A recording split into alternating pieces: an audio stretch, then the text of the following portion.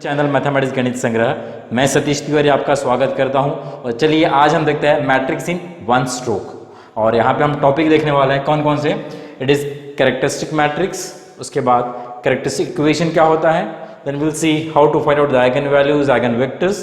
फिर हम देखेंगे modal matrix, diagonal form, then orthogonal matrix, diagonalisation by orthogonal transformation, then later on will see reduction of quadratic to canonical form, and साथ ही साथ हम देखेंगे linear transformation, inverse transformation and orthogonal transformation. तीन transformation देखेंगे। And then we see what is the linear dependence and independence of vectors.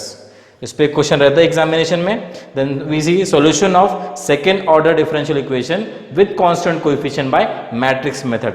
मतलब ये application part है मैट्रिक्स का कि हम डिफरेंशियल इक्वेशन को भी सॉल्व कर सकते हैं। वैसे आपने अभी तक देखा होगा सिस्टम ऑफ इक्वेशन को हम सॉल्व करते हैं मैट्रिक्स से। ना उसके बाद हम देखने वाले हैं Cayley Hamilton theorem, Sylvester's theorem, and the last that is largest eigen value and corresponding eigenvector by iterative method. It is also known as the power method, that is Rayleigh's power method.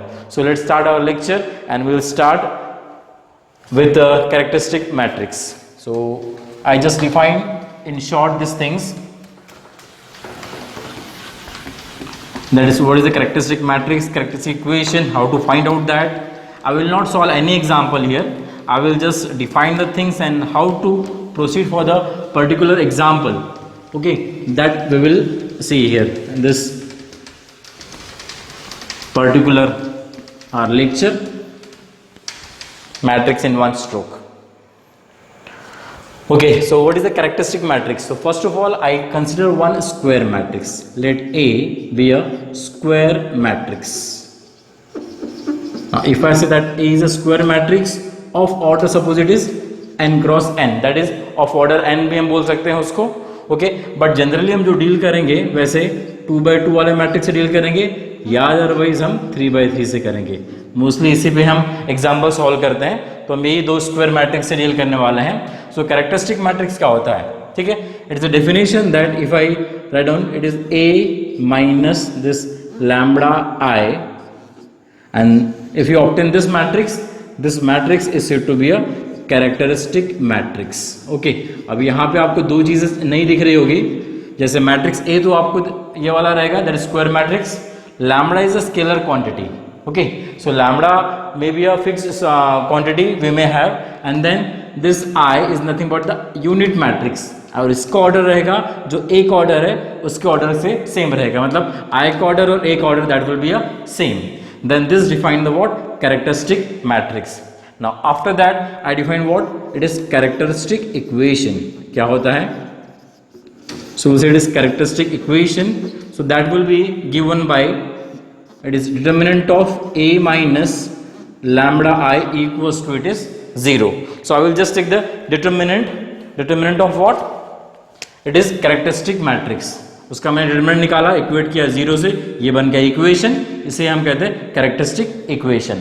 अब इसके हम निकालते हैं फिर roots. देखिए अगर मेरे पास मैट्रिक्स अगर 2x2 का है, ओके, तो एक शॉर्टकट मेथड है निकालने का कि हम कैसे कैरेक्टरिस्टिक इक्वेशन निकाल सकते हैं। I have already told you your lambda square minus S1 lambda plus determinant of A equals to 0। एक ये मेथड है, ये इससे हम निकाल लेते हैं characteristic equation for 2x2 matrix. अगर 3x3 का निकालना है तो इसके लिए हम यूज करते हैं it is lambda cube minus S1 lambda square plus S2 lambda minus determinant of A equals to 0। Equation को ऑब्जर्व कीजिए, ये थोड़ा शॉर्ट ट्रिक है निकालने के लिए। आप ऐसे भी निकाल सकते हैं या अदरवाइज इस वे से भी निकाल सकते हैं। ओके, सो यहाँ पे if you solve these two equations, okay, what is this? First of all I will tell you this sum S1 stand for, S1 is what? Sum of diagonal elements of A। मतलब हम A matrix जो है उसके diagonal का सम कर लेंगे, so that use the S1। और S2 भी हमारा एक सम होता है, बट वो किसका सम होता है? Sum of minors of diagonal elements of A, minors of diagonal elements of A। So minors का सम ले रहे हैं हम, ठीक है, यहाँ पे डायगोनल एलिमेंट्स के माइनर्स का। जैसे फॉर एग्जांपल एक मैं 3x3 मैट्रिक्स रैंडमली कुछ भी चूज करता हूँ यहाँ पे, ठीक है। सो और उसके बाद फिर हम यहाँ पे निकालेंगे सपोज इसका minor, suppose we are having a matrix A, मैंने कोई भी रैंडमली चूज किए हुए नंबर्स यहाँ पे, ओके। अब मेरे पास डायगोनल एलिमेंट ये हो गए, दैट इज 1 0 एंड 8। अगर मुझे डायगोनल का सम निकालना है तो दैट विल बी 1 + 0 + 8, ये हो जाएगा मेरा S1। अगर मुझे डायगोनल के माइनस का सम निकालना है तो कैसे मैं निकालूंगा, जैसे अभी मैं ये 3 एलिमेंट्स के माइनस निकालूंगा। कैसे निकालूंगा, ये 1 का माइनस निकाला तो ये कॉलम और ये रो छोड़ देंगे, जो बचा 0 5 7 8 उसको मैं डिटर्मिनेंट में लिख दूंगा, ओके। देन प्लस 0 के लिए ये कॉलम छोड़ देना, ये रो छोड़ देना है, क्या बचेगा फिर 1 3 1 8। फिर तीसरा 8 के लिए ये 8 यहाँ पे, तो ये कॉलम छोड़ देंगे, ये रो छोड़ देंगे, हमें मिलता है इज व्हाट 1 2 -1 0। इसे हम कहते हैं माइनस का सम, और ये हमारा डिफाइन करता है is what S2। And determinant you can easily calculate कर सकते हैं आप डिटर्मिनेंट को, जिसको आपको यहाँ पे फिर पुट अप कर देना है, so that you will get it is what characteristic equation by the short trick. Otherwise क्या होता है, अगर हम ऐसा सॉल्व करने जाते हैं 3/3 का डिटर्मिनेंट, तो वो थोड़ा सा लेंथी जाता है, ओके, और कैलकुलेशंस भी ज़्यादा हो जाते हैं। तो अगर ये चीज़ आपने अगर याद रखी तो आपके लिए आसान रहेगा। That is how to get the characteristic equation for the particular square matrix, ठीक है। तो ये हो गया हमारा कैरेक्टरिस्टिक इक्वेशन। अब हम क्या करेंगे, इस कैरेक्टरिस्टिक इक्वेशन के रूट्स फाइंड आउट करेंगे। अब रूट्स कैसे निकाले जाते हैं, okay, it is a quadratic equation we are having, तो इसको तो हम इजीली सॉल्व कर सकते हैं। इसके 2 रूट्स रहेंगे। अब ये है cubic equation, this will have 3 roots, ठीक है। तो उसको हम इजीली निकाल सकते हैं बाय यूजिंग कैलकुलेटर, या अदरवाइज मैन्युअली भी ट्रायल और एरर मेथड से हम निकाल सकते हैं। तो आप एक चीज़ यहाँ पे कंक्लूजन निकाल सकते हैं, अगर मेरा मैट्रिक्स का ऑर्डर 2/2 है तो मेरे कैरेक्टरिस्टिक इक्वेशन का ऑर्डर भी कितना रहेगा, इट इज 2, ओके। और इसको रहेंगे 2 रूट्स रहेंगे, और जो रूट्स रहेंगे उसे हम कहते हैं आइगन वैल्यूज। अगर यहाँ पे हमारे पास, अगर हमने इसके रूट्स निकाले, सपोज वो है λ1 और λ2 हमारे पास, ठीक है, तो इसे हम कहते हैं eigen values. Eigen values are nothing but what, it is the roots of characteristic equation, okay. और यहाँ पे अगर मेरे पास 3/3 का मैट्रिक्स है तो मेरे पास ऑर्डर 3 का पॉलिनोमियल मिलेगा, जिसे मैं सॉल्व करूंगा, सो दैट मुझे रूट्स मिलने वाले हैं। आई डिनोट दैट बाय λ1 λ2 एंड λ3। तो मुझे यहाँ पे 3 आइगन वैल्यूज मिलती है, मतलब 3 रूट्स मिलते हैं, ठीक है। और आइगन वैल्यूज को ही हम लेटेंट वैल्यूज भी कहते हैं और कैरेक्टरिस्टिक वैल्यूज भी कहते हैं, ठीक है। This 3 are the same thing, eigen value, latent value और characteristic value, this are nothing but the roots of the characteristic equation. तो आई सपोज कि आपको आइगन वैल्यूज भी क्लियर हो गई, ओके। हमने भी 3 चीजें डिफाइन की, characteristic matrix, characteristic equation and now it is eigen values. अब आइगन वैल्यूज के बाद हम क्या करते हैं, अभी आइगन वेक्टर डिफाइन करते हैं। आइगन वेक्टर कैसे होता है, so by definition the eigen vector says that condition कौन सी सेटिस्फाई होनी चाहिए, Ax = λx। हम देख रहे हैं अभी यहाँ पे इट इज आइगन वेक्टर। और आइगन वेक्टर क्या करते हैं, हम हर एक आइगन वैल्यू के लिए हम आइगन वेक्टर निकालते हैं। जैसे मेरे पास अगर 2 आइगन वैल्यूज हैं तो मैं 2 वेक्टर्स निकालूंगा, that will be independent vectors. अब इंडिपेंडेंट वेक्टर क्या होता है मैं आपको बताऊंगा। λ1 λ2 λ3 अगर 3 आइगन वैल्यूज है तो I will find out the 3 eigen vectors. अब आइगन वेक्टर्स कैसे निकालते हैं, उसका डेफिनेशन बोलता है if I have the vector x such that कि Ax = λx अगर होता है, then this x is said to be the eigen vector corresponding to the eigen value lambda, okay। इसको थोड़ा हम सिंप्लीफाई करते हैं, सो इसको मैं ऐसा लिख सकता हूँ Ax minus it is what λx equals to it is 0 and further इसको थोड़ा सॉल्व कर लेंगे हम। इसमें से x कॉमन निकाल लिया, ये मैट्रिक्स इक्वेशन है इसलिए मैं लैम्बडा को मल्टीप्लाई कर देता हूँ y से, so that matrix will be equated to is what big 0, this is big 0 and that big 0 stand for what null matrix। हम ये मैट्रिक्स इक्वेशन लिख रहे हैं, ठीक है। और इस इक्वेशन के थ्रू हम ये आइगन वेक्टर निकालने वाले हैं। वो आपको याद रखना है कि उस इक्वेशन के थ्रू हमारा आइगन वेक्टर आएगा। और अगर सपोज मेरा मैट्रिक्स का ऑर्डर है 2/2, सो मैं आइगन वेक्टर जनरली कंसिडर करता हूँ it is x1 and x2। अगर मेरे मैट्रिक्स का ऑर्डर है इट इज व्हाट 3/3, सो मैं उस समय वेक्टर लेता हूँ it is x1 x2 and x3। Similarly I can extend, अगर 4/4 है तो मैं कैसे वेक्टर लूंगा, yes it will be a column matrix x1 x2 x3 and x4, वैसे उसको एक्सटेंड करते जाना है। बट हम मैक्सिमम एग्जांपल 2x2 नहीं तो 3x3 के ही सॉल्व करते हैं। So this I have explained you. अब उसके बाद हमारा जॉब क्या होता है कि हमको निकालना है ये वेक्टर्स x1 x2 निकालना है, फिर x1 x2 x3 की वैल्यूज निकालनी है, ठीक है। उसको निकालने के लिए हम ये इक्वेशन का यूज करते हैं, a minus lambda I x equals to 0। अब a minus lambda I already हमने डिफाइन किया, it is a characteristic matrix. जैसे सपोज मेरे पास देखिए अगर वेक्टर a ऐसा है, it is a b c d e f g h i, एक रैंडम वैल्यू ले लिया, और मुझे अगर डायरेक्टली लिखना है a minus lambda I, okay. वैसे अगर मैं नॉर्मली जाऊंगा तो पहले a लिखूंगा, lambda is a scalar quantity, identity matrix लिखेंगे देन उसके बाद हम सबट्रैक्ट करेंगे। बट आपको डायरेक्टली अगर चाहिए तो हम क्या करते हैं, हम जो डायगोनल एलिमेंट्स होते हैं उसको आपको बस लैम्बडा से सबट्रैक्ट कर देना है, तो आपको a माइनस लैम्बडा मिल जाएगा। मतलब a minus lambda, e minus lambda, i minus lambda, और बाकी एलिमेंट आपको एज इट इज यहाँ पे लिख देने हैं। Okay, so this is our what a minus lambda I. तो अगर हमको ऐसा अलग से निकालने के भी जरूरत नहीं कि आपको निकाल के बताना है कि what is the characteristic matrix, उसके बाद ये लिख रहे हैं हम। आपने अगर डायरेक्टली भी लिखा तो भी it's okay. And now using this equation, अब यहाँ से हमको क्या मिलता है, this equation is nothing but we are having system of homogeneous equation. Okay, this is nothing but system of homogeneous equation. और आपको ये चीज पता है कि सिस्टम ऑफ होमोजेनियस इक्वेशन हमेशा कंसिस्टेंट होते हैं। कंसिस्टेंट होते हैं मतलब उनका सॉल्यूशन एग्जिस्ट होता है। कौन सा सॉल्यूशन रहेगा, they are having a one trivial solution.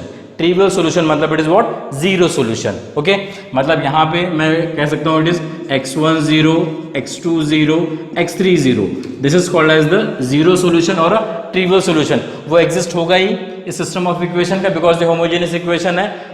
But हम क्या करते हैं, हम सर्च करते हैं it is non trivial solution, मतलब नॉन जीरो सॉल्यूशन, ठीक है। उसी को हमको निकालना पड़ता है यहाँ पे। And then we just find out that vectors, और वो वेक्टर्स हमारा क्या रहने चाहिए, independent eigen vectors. Okay, so अगर हमको अब ये इक्वेशन सॉल्व करना है तो इक्वेशन सॉल्व करने के अलग अलग तरीके हैं। तो जनरली हम कैसे अडॉप्ट करते हैं, एक आप तो क्या कर सकते हैं, ये जो आपके पास मैट्रिक्स मिला उसको आप अपर ट्रायंगुलर में कन्वर्ट कर दो।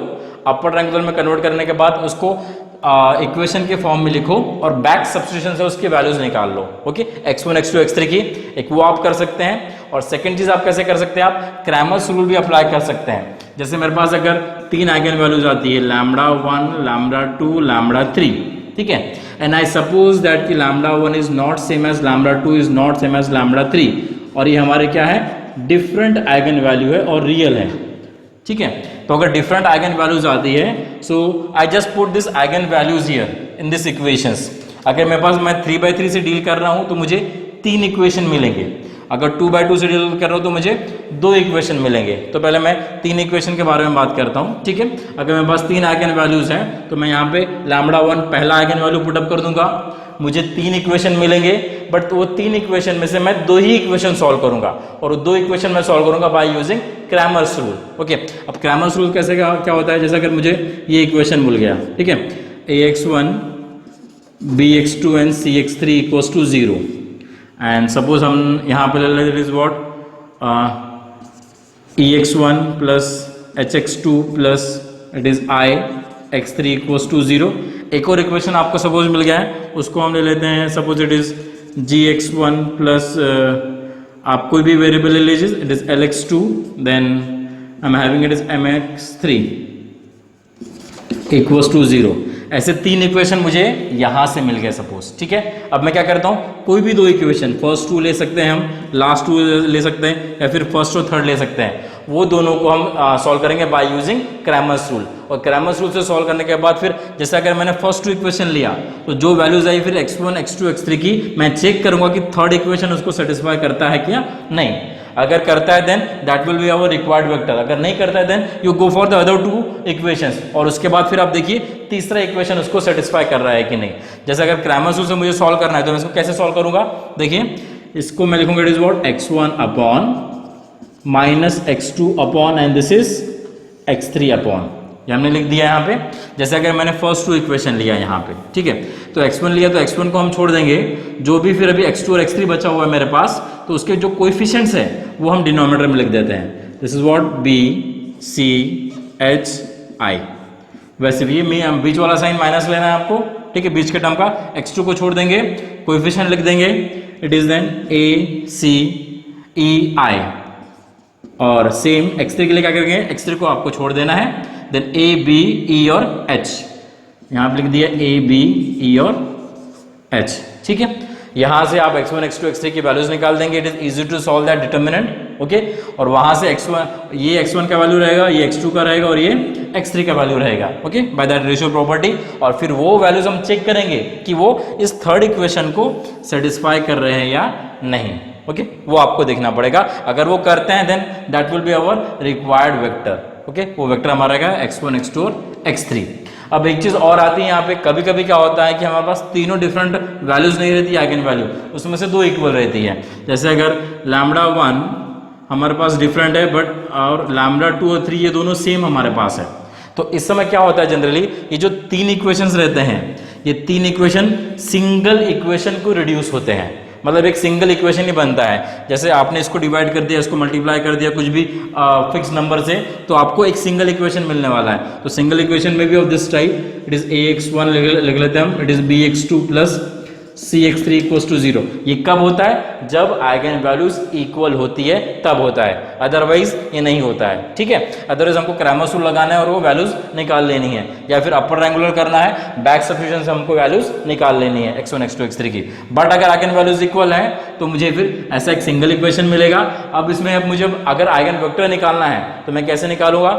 अब देखिए यहाँ पे अननोन कितने हैं, 1 2 3 अननोन, मतलब x1 x2 और x3 जिसकी वैल्यूज हमको निकालनी है। और इक्वेशन कितना है, it is what, one equation we are having 3 unknown with one equation, so I say it is what 3 minus 1 that is what 2। सो मैं दो वेरिएबल को आर्बिट्रेरी वैल्यू यहाँ पे असाइन कर सकता हूँ, ठीक है। ये रूल बोलता है अगर मेरे पास 3 अननोन है, एक इक्वेशन है, तो 3 माइनस 1 करूंगा मैं, तो दो वेरिएबल को आर्बिट्रेरी मतलब कोई भी वैल्यूज में असाइन कर सकता हूं।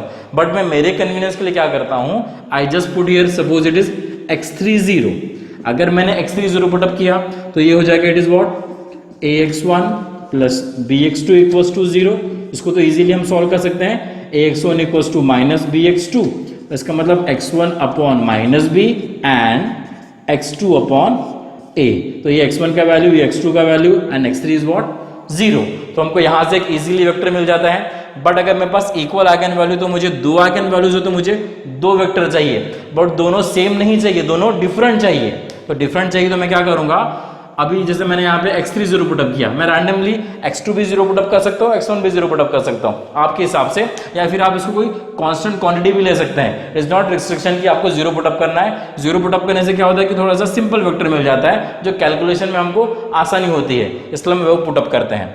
अब जैसे सपोज मैंने x2 0 पुटअप किया, ओके, x2 0 पुटअप किया तो मुझे मिल जाएगा, it is what ax1 plus cx3 equals to 0। और यहां से मैं x1 x3 निकाल लूंगा, ठीक है, राइट हैंड शिफ्ट में शिफ्ट करके, और x2 ऑलरेडी मेरे पास है, तो यहां से मुझे दूसरा वेक्टर मिल जाएगा।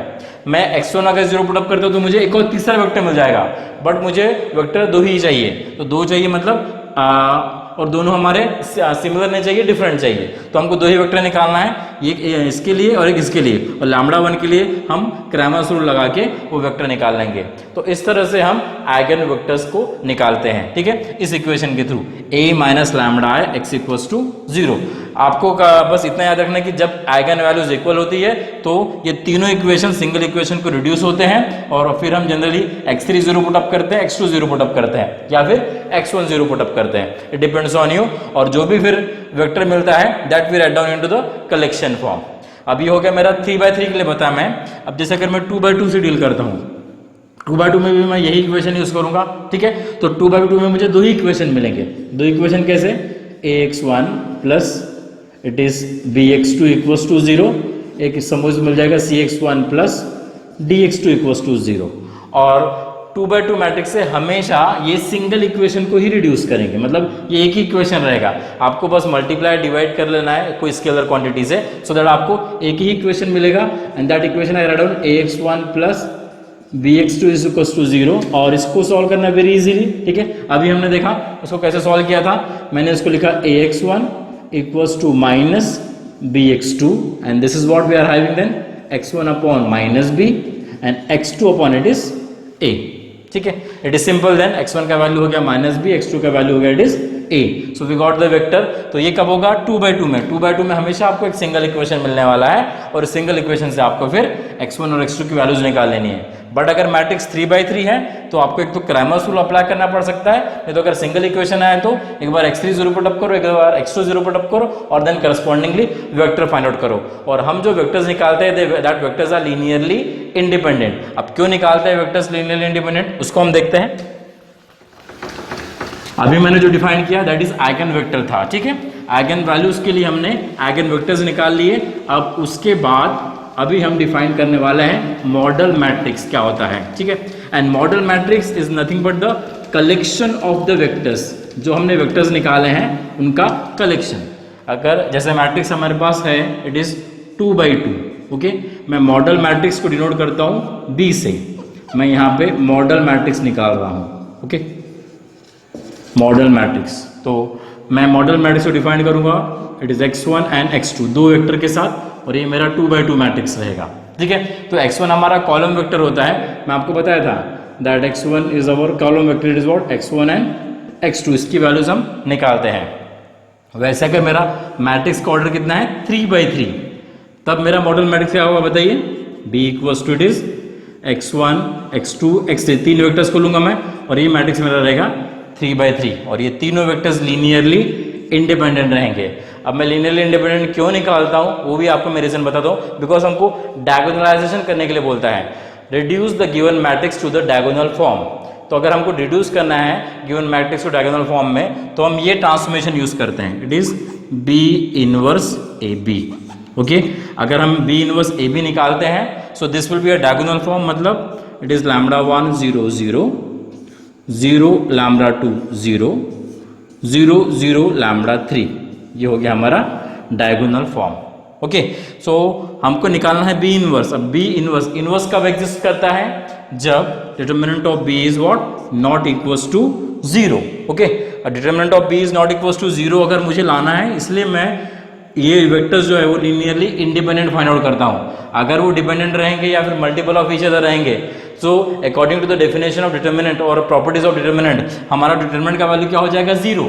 अगर डिटर्मिनेंट का वैल्यू 0 होता है मतलब इनवर्स एग्जिस्ट नहीं होगा, ओके। सो इनवर्स हमको एग्जिस्ट करना है, इसलिए हम वेक्टर्स को लीनियरली इंडिपेंडेंट फाइंड आउट करते हैं, ठीक है। आई सपोज कि आपको समझा होगा।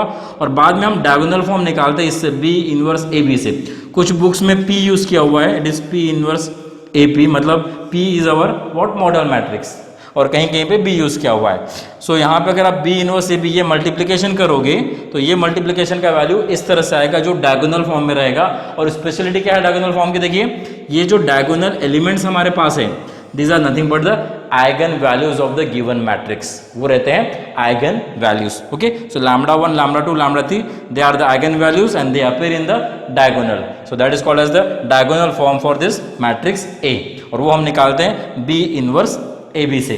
तो ये हमारा हो गया सिंपल डायगोनलाइजेशन, ठीक है, जिसके अंदर हमने पहले कैरेक्टरिस्टिक इक्वेशन निकाला, उसके बाद हमने आइगन वैल्यूज निकाली, हर एक आइगन वैल्यूज के हमने आइगन वेक्टर्स निकाले, कलेक्शन किया हमने आइगन वेक्टर्स का, हमें मिला मॉडल मैट्रिक्स B, और फिर हमने डिटर्मिनेंट निकाला which is not equals to 0 होना चाहिए, then we find out B inverse AB। ये हो गया हमारा सिंपल डायगोनलाइजेशन। अब एक और डायगोनलाइजेशन होता है, वो होता है by orthogonal transformation.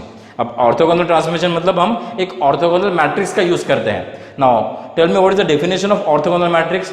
Orthogonal matrix का मतलब क्या होता है, जैसे कि मेरे पास मैट्रिक्स Q है, इसको मैं ऑर्थोगोनल कब बोलूंगा, when we have this condition, कौन सा, Q Q डैश या फिर Q डैश Q, इसका वैल्यू आना चाहिए it is what I, okay.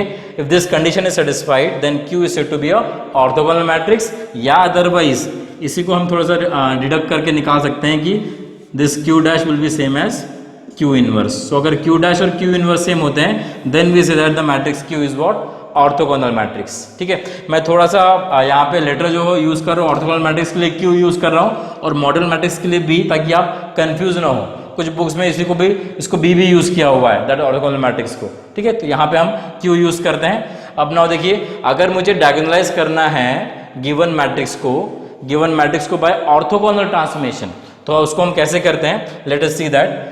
आपने यहाँ तक तो फिर ये चीजें निकाल लेनी इसी तरह एज इट इज। कैसा, जैसे अगर 2x2 है मेरे पास मॉडल मैट्रिक्स मिल जाएंगे, ठीक है, और 3x3 है तो ये भी मॉडल मैट्रिक्स हमको मिल गया। तो जनरली अगर ऑर्थोगोनल मैट्रिक्स निकालना है उसके लिए हम आइगन वेक्टर को नॉर्मलाइज करते हैं। अब आइगन वेक्टर को नॉर्मलाइज कैसे किया जाता है, जैसे अगर मेरे पास आइगन वेक्टर हैं 2x2 के लिए it is what x1 x2, अगर मुझे इसको नॉर्मलाइज आइगन वेक्टर बनाना है तो मैं कैसे करता हूँ, normalize of x that will be given by x1 upon under root of x1 square plus x2 square, okay. मतलब इसका स्क्वायर लिया, इसका स्क्वायर लिया, उसको अंडर रूट में डाला, उसके बाद then y1 upon this will be under root of again the same thing x1 square and sorry y1 नहीं, यहाँ पे आएगा x2 आएगा, x2 स्क्वायर। सो ये हो गया हमारा नॉर्मलाइज्ड वेक्टर।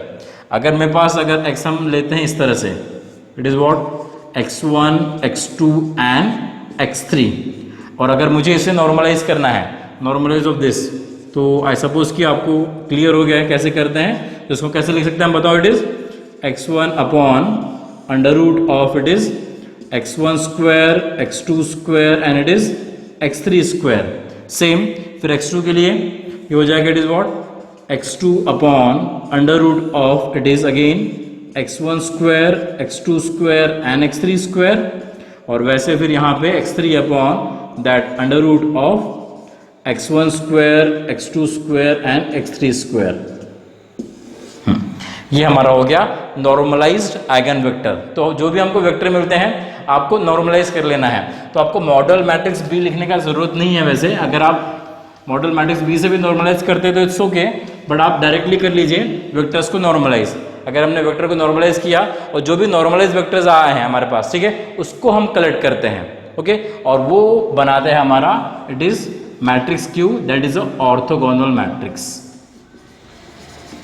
ये हमने डिफाइन किया अभी ऑर्थोगोनल मैट्रिक्स। अभी हम देख क्या रहे हैं, that is reduction of a given matrix to a diagonal form by orthogonal transformation, वो हम देख रहे हैं टॉपिक। तो यहाँ पे हमने पहले ऑर्थोगोनल मैट्रिक्स बनाना है। तो orthogonal matrix will be the collection of all normalized eigen vector. जैसे मॉडल मैट्रिक्स क्या होता है, modal matrix is the collection of all eigen vector, but अगर हमने नॉर्मलाइज्ड आइगन वेक्टर को कलेक्ट किया so that is called as what orthogonal matrix, ठीक है। सो ये हो गया हमारा ऑर्थोगोनल मैट्रिक्स। उसके बाद हम निकालेंगे क्यू डैश। क्यू डैश मतलब it is what transpose of Q. Transpose मतलब रोज को कॉलम में चेंज करो या फिर कॉलम को रोज में चेंज करो, that is Q dash. And then after that we find out here, अब हमको निकालना है diagonal form. So diagonal form निकालना है तो हम निकालेंगे it is Q dash A Q, और ये अगर आप मल्टीप्लीकेशन करेंगे तो हमको मिलेगा यहाँ पे ये लैम्बडा 1 0 0 0 लैम्बडा 2 0 0 0 लैम्बडा 3।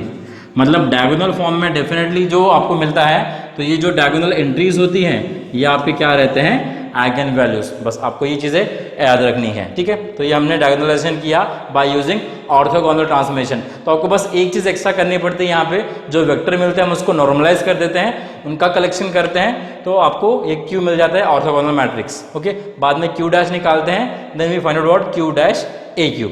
अब एक चीज आपको एक और चीज याद रखनी है, जैसे मैं आपको बताया था, अगर मेरे पास आइगन वैल्यूज, मैं 3x3 मैट्रिक्स कंसिडर करता हूँ यहाँ पे, ओके, तो मुझे आइगन वैल्यूज है लैम्बडा 1 लैम्बडा 2 और lambda 3। And if I suppose that lambda 1 is not equals to lambda 2 is not equals to lambda 3, तो मुझे जो वेक्टर निकालना पड़ेगा, मुझे तीनों के लिए वेक्टर निकालना है, और तीनों के लिए वेक्टर अगर मैं निकालूंगा तो वो मैं निकालूंगा क्रैमर्स रूल से, ओके।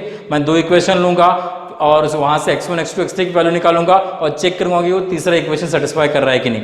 अगर डिफरेंट आइगन वेक्टर्स है तो हम इस तरह से करेंगे, और आपको फिर इजीली नॉर्मलाइज करने के बाद आइगन वेक्टर आपको ऑर्थोगोनल मैट्रिक्स मिल जाएगा। बट क्या होता है, हमारे पास अगर ये इक्वल है, lambda 2 is equal to lambda 3, तो इक्वल आइगन वैल्यू थोड़ा सा हमेशा ही प्रॉब्लम क्रिएट करती है, इतना आपको याद रखना है, ठीक है। तो इक्वल आइगन वैल्यू है तो थोड़ा सा अगर आपको आप नॉर्मल मेथड से जाएंगे, ठीक है, तो आपका जो ऑर्थोगोनल मैट्रिक्स है वो आएगा नहीं। ऑर्थोगोनल मैट्रिक्स के लिए कंडीशन क्या होता है, Q dash should be same as Q inverse, ये हमारा कंडीशन होता है, ठीक है, ऑर्थोगोनल मैट्रिक्स के लिए। सो वो कंडीशन सेटिस्फाई नहीं होगा तो हम बोल नहीं सकते कि ऑर्थोगोनल मैट्रिक्स रहेगा करके वो, क्योंकि मैट्रिक्स भी ऑर्थोगोनल होना जरूरी है, तभी हम बोलेंगे कि हम डायगोनलाइज कर रहे हैं ऑर्थोगोनल मैट्रिक्स से। अब हम क्या करते हैं, अगर आइगन वैल्यूज मेरी इक्वल है, ठीक है, उसमें हम क्या करेंगे, जैसे सपोज मेरे पास अगर एक आइगन वैल्यू आ गई, हमारे पास सॉरी एक वेक्टर आ गया, आइगन वैल्यू लैम्बडा 1 के लिए मैंने निकाल लिया एक वेक्टर, कोई भी ले लेते 1 2 एंड इट इज -3 सपोज मैंने ले लिया, ठीक है। और उसके बाद अगर मेरे पास पता है लैम्बडा 2 और लैम्बडा 3 सेम है, तो आपको मैं बता दें कि इक्वेशन जो सिस्टम ऑफ इक्वेशन है होमोजेनियस इक्वेशन, वो रिड्यूस होता है सिंगल इक्वेशन में, और वो सिंगल इक्वेशन में अगर वो रिड्यूस होता है जैसे ये ऐसा ax1 plus bx2 plus cx3, अगर वो सिंगल इक्वेशन में रिड्यूस हो रहा है तो हम क्या करते हैं, एक वेरिएबल को आर्बिट्री वैल्यू, एक वेरिएबल को हम 0 असाइन कर देते हैं। तो रैंडमली आप x3 0 पुटअप कर सकते हैं, x2 या फिर x1। जैसे अगर मैंने फिर x3 0 पुटअप किया तो मुझे फिर वैल्यू आ जाती है x1 और x2 की, ओके। तो और वहाँ से फिर मुझे वेक्टर मिलता है, तो सपोज मैं वो वेक्टर ले लेता हूँ यहाँ पे, जैसे अगर मैंने सपोज x3 0 पुटअप किया तो मुझे वेक्टर मिल गया suppose -2 and this is suppose 0, x3 मैंने 0 पुटअप किया है। अब मैं जो दूसरा वेक्टर निकालूंगा, ओके, तो दूसरा वेक्टर में मैं क्या करूंगा, x2 0 नहीं पुटअप करूंगा, इतना याद रखना है आपको। जब इक्वल आइगन वैल्यूज रहती है, ठीक है, और हम ऑर्थोगोनल ट्रांसफॉर्मेशन से डायगोनल फॉर्म फाइंड आउट कर रहे हैं, तब हम तीसरे वेक्टर में x2 0 पुटअप करके वो वेक्टर नहीं निकालेंगे। अब हम क्या करेंगे, ये दोनों वेक्टर का मिक्सअप करेंगे और वहां से फिर तीसरा वेक्टर बनाएंगे, ओके। तब जाके फिर हमारा ये जो मैट्रिक्स क्यू रहता है वो ऑर्थोगोनल मैट्रिक्स रहता है। ये कंडीशन कब अप्लाई होगी, जब हमारे पास इक्वल आइगन वैल्यू है। अब कैसे मिक्सअप करते हैं हम इसको, कैसे निकालते हैं, देखो इसमें हम जैसे अभी पहला वाला हमको मिल गया है वेक्टर, ठीक है, तो इससे मैं क्या करूँगा, इक्वेशन लिख दूंगा। कैसे लिखूंगा equation, x1 plus 2x2 minus 3x3 equals to 0, इसको हमने लिख दिया। उसके बाद फिर यहाँ से दूसरा इक्वेशन लिखूंगा। दूसरा इक्वेशन कौन सा, -2x1 plus this x2 plus 0x3 equals to 0। मैंने क्या किया, यहाँ पे कोएफिशिएंट्स लिया है, ठीक है, उनको x1 x2 x3 से मल्टीप्लाई करके ये दो इक्वेशन लिख दिए, क्योंकि मुझे इन दोनों के कॉम्बिनेशन से तीसरा वेक्टर निकालना है, ठीक है। ये कब करना पड़ता है, जब इक्वल आइगन वैल्यूज होती है। तो ये दोनों को मैं क्रैमर्स रूल से सॉल्व कर दूंगा। कैसे कर सकता हूँ, x1 upon -x2 upon and this is what x3 upon, ये तो आप इजीली सॉल्व कर पाएंगे, ठीक है। इसको हमने सॉल्व कर दिया, जैसे x1 का है, this is what 0, this is what -3, directly लिख देता हूँ मैं यहाँ पे, +3 हो जाएगा ये। देन इसको छोड़ा हमने, this is what 0, this is -6, then यहाँ पे इसको छोड़ दिया तो हो जाएगा 1, okay, and this is what -+2, this is what 5 we have. So मेरे पास वैल्यूज आ जाएगी x1 की ये, x2 की ये और x3 की ये। तो इस तरह से आपको वेक्टर बनाना है और फिर बाद में वेक्टर्स को नॉर्मलाइज करके उनका कलेक्शन करके फिर ऑर्थोगोनल मैट्रिक्स मतलब बनाना है, तभी वो ऑर्थोगोनल रहेगा, अदरवाइज नहीं रहता है, ठीक है। जैसे अगर मैंने यहाँ पे x2 0 पुटअप करके वेक्टर निकाल लिया और बाद में मैं उसको नॉर्मलाइज करके फिर यहाँ पे डालता हूँ, सो ये कंडीशन सेटिस्फाई नहीं होती है, मतलब मैट्रिक्स ऑर्थोगोनल ही नहीं बनता है। अगर मैट्रिक्स ऑर्थोगोनल नहीं बनेगा तो आपको डायगोनल फॉर्म नहीं मिलेगा, ठीक है, इसमें आपको दिक्कत जाएगी। तो ये बस चीज़ आपको कब याद रखनी है, जब इक्वल आइगन वैल्यू रहती है। इक्वल आइगन वैल्यू में थोड़ा सा दिक्कत जाता है, अगर डिफरेंट आइगन वैल्यू है तो बहुत आसान स्टेप है, सीधा सीधा करना पड़ता है प्रॉब्लम, ठीक है।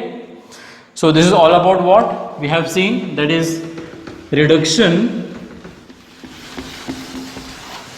To diagonal form by using orthogonal transformation. अब इसको मैं थोड़ा सा एक्सटेंड करता हूँ इस चीज़ को। अगर मैं थोड़ा सा एक्सटेंड किया, यहाँ पे जो हम एक्चुअली ऑर्थोगोनल ट्रांसफॉर्मेशन से मैट्रिक्स को रिड्यूस करते हैं, वो मैट्रिक्स हमारे रियल सिमेट्रिक मैट्रिक्स होता है। याद रखिए, ये जो मैट्रिक्स ए मैंने यहाँ पे लिखा था, ठीक है, अगर हम ऑर्थोगोनल ट्रांसफॉर्मेशन से इसको डायगोनल फॉर्म में रिड्यूस कर रहे हैं तो ये हमारा रहता है रियल सिमेट्रिक मैट्रिक्स, ये आपको याद रखना है। अभी हम देखने वाले हैं, it is what, reduction of quadratic form to canonical form। Canonical form को हम सम ऑफ स्क्वायर फॉर्म भी कहते हैं या फिर प्रिंसिपल एक्सेस फॉर्म भी कहते हैं। अब इसमें हम कैसे करते हैं, क्वाड्रेटिक फॉर्म को पहले डिफाइन करना पड़ेगा। वो होता है हमारा, it is what, X dash A X. Okay, अब एक्स डैश मतलब it is what, x1 x2 x3। A हमारा सपोज ये हो गया, it is what, A B and C we are having, and that this will be the H, it is F, and this is G. It is a symmetric matrix I have written, and this X is stand for what, x1 x2 x3। ये हमारा define होता है quadratic form.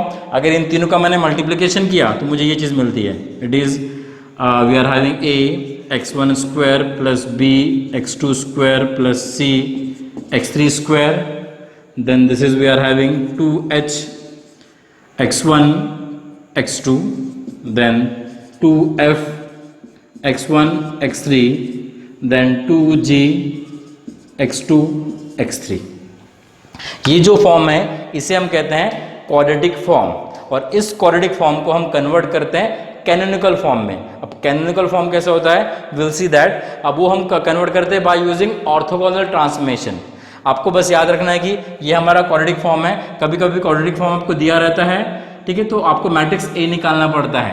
तो ये हमारा matrix A है। तो matrix A हम कैसे निकालते हैं मैं आपको बता देता हूँ इन शॉर्ट। तो मैं क्या करता हूँ, ए बी और सी, ये है ए, ये है बी और ये सी, ठीक है। ए बी सी को मैंने डायगोनल में लिख दिया। उसके बाद मैं क्या करता हूँ, देखिए ये x1 x2 मतलब 1 2 पोजीशन हो गया। 1 2 पोजीशन पे देखिए ये 2h है, तो मैं लिखूंगा h यहाँ पे, मतलब उसको 2 से डिवाइड कर देंगे, h यहाँ पे आएगा 1 2 पोजीशन पे और 2 1 पोजीशन पे। उसके बाद ये पोजीशन कौन सा हो गया हमारा, 1 3। 1 3 पे 2f है, उसको 2 से डिवाइड कर देंगे तो 1 3 पे और 3 1 पे f आ जाएगा। वैसे फिर यहाँ पे ये 2 3 पोजीशन है, ये 2g है, सो इसको 2 से डिवाइड किया तो क्या आ जाएगा, ये this is g and this is also it is g। तो ये हो गया हमारा रियल सिमेट्रिक मैट्रिक्स। कभी कभी क्वाड्रेटिक फॉर्म दिया रहता है तो वहाँ से हम ऐसे फाइंड आउट करते हैं रियल सिमेट्रिक मैट्रिक्स। अब रियल सिमेट्रिक मैट्रिक्स निकालने के बाद हम क्या करते हैं, देखिए हमको अभी कन्वर्ट करना है इसको कैनोनिकल फॉर्म के अंदर बाय यूजिंग ऑर्थोगोनल ट्रांसफॉर्मेशन। तो आपको ये मैट्रिक्स को ऑर्थोगोनल ट्रांसफॉर्मेशन से आपको निकाल लेना है क्या, it is Q dash A Q, जो हमने अभी निकाला, आपको बताया मैं कैसे निकालता है। और वो कैसा रहेगा फिर 3/3 के लिए, λ1 0 0 0 λ2 0 0 0 λ3। ये मेरे पास आ गया क्या, diagonal form by orthogonal transformation Q dash A Q. अब उसके बाद मैं लीनियर ट्रांसफॉर्मेशन का यूज़ करता हूँ। तो लीनियर ट्रांसफॉर्मेशन मैं आपको समझाने वाला हूँ और लीनियर डिपेंडेंस में मैं आपको समझाने वाला हूँ, ठीक है। तो उसको हम बाद में देखने वाले हैं। तो अभी हम देखते हैं कि लीनियर ट्रांसफॉर्मेशन का यूज़ करके अब हम इसको कैनोनिकल फॉर्म में कैसे कन्वर्ट करते हैं। तो कैसे कन्वर्ट करते हैं, देखिए I just write down in the up, I take the linear transformation as X equals to Q Y, ये लूँगा मैं। अब मेरे पास जो क्वाड्रेटिक फॉर्म है वो है एक्स डैश ए एक्स, तो मैं क्या करता हूँ अभी एक्स डैश लूँगा। एक्स डैश में लिखा मतलब इसका ट्रांसपोज, इसका ट्रांसपोज लूँगा तो बाय प्रॉपर्टी होता है Y dash and Q dash, ये हो जाएगा ए, और फिर X, X is what, Q Y. ये हमने लीनियर ट्रांसफॉर्मेशन लिया हुआ है, ठीक है। With the help of this linear transformation I convert this quadratic form to canonical form. और उसके बाद देखिए अब मैंने इसको कैलकुलेट किया तो ये तो मेरा डायगोनल फॉर्म हो गया। और वाई डैश क्या है मेरा, Y dash is a row matrix y1 y2 y3, और ये मेरा है λ1 0 0 0 λ2 0 0 0 λ3, ठीक है। and this is multiplied to the y, and what is y, it is a y1 y2 and it is y3, okay. अब इसको अगर मैं मल्टीप्लाई करता हूं तो मुझे क्या मिलने वाला है यहाँ पे, it is λ1 y1 square λ2 y2 square and λ3, okay, this is λ2 y2 square and this is λ3 y3 square. इसे हम कहते हैं कैनोनिकल फॉर्म, या फिर इसे हम कहते हैं सम ऑफ स्क्वायर्स फॉर्म, या इसे हम कहते हैं प्रिंसिपल एक्सेस फॉर्म। 3 नाम है इसके, ठीक है। आप कुछ भी बोलें इसको, अगर आप इसको करेंगे तो इस तरह का इक्वेशन आपको आएगा, इसे हम कहेंगे कैनोनिकल फॉर्म। तो ऐसे हमको कन्वर्ट करना है quadratic form to canonical form, मतलब आपको ये Q dash A Q normal तरीके से निकालना है, और उसके बाद जस्ट लीनियर ट्रांसफॉर्मेशन का यूज़ करके क्वाड्रेटिक को कैनोनिकल फॉर्म में कन्वर्ट कर लेना है। एक और चीज़ और आपको याद रखनी है, number of terms in canonical form is same as the rank of matrix, rank of this real symmetric matrix. Okay, अगर इसका रैंक सब जैसे अब ये मेरे पास 3/3 है तो इसका एट द मोस्ट रैंक कितना होगा 3, मतलब वहां पे 3 टर्म्स आएंगे. अगर सपोज रैंक 3 है तो वहां पे 3 टर्म्स आएंगे. अगर इसका रैंक 2 है मतलब यहाँ पे फिर 2 टर्म्स आएंगे फिर कैनोनिकल फॉर्म के अंदर. अगर इसका रैंक 1 है मतलब मुझे सिर्फ एक ही टर्म मिलेगा फिर यहाँ पे. अब एक टर्म मिलेगा मतलब क्या हो जाएगा कि इसमें 2 लैम्डास की वैल्यू 0 रहेगी. अगर 2 टर्म मिल रहे हैं मतलब इसका मतलब क्या है, इसमें से एक लैम्डा की वैल्यू 0 रहेगी. अगर तीनों लैम्डास नॉन जीरो है तो मुझे 3 टर्म्स मिलने वाले हैं. तब मेरे रियल मैट्रिक्स का मतलब रियल जो सिमेट्रिक मैट्रिक्स है इसका रैंक कितना रहेगा 3. तो आपको बस याद रखना है जो ए का रैंक रहते हैं उतने नंबर ऑफ टर्म्स हमारे कैनोनिकल फॉर्म के अंदर आते हैं. So this is how we reduce what quadratic form to canonical form. I suppose this is clear to you. Okay, this is the we have seen the reduction to a diagonal form. दो तरीके के diagonal form हमने देखे. एक हमने normal method वाला देखा B inverse AB, okay, और दूसरा हमने देखा Q डैश AQ, और इसी को थोड़ा सा एक्सटेंड किया सो हमने देखा फिर it is what reduction of quadratic form to canonical form. अब इसके बाद अभी हम देखने वाले हैं नेक्स्ट थिंग दैट इज मैंने आपको बताया था कि will see the linear transformation क्या होता है and as well as what is the linear dependence and independence of vectors. उसको हम देख लेते हैं.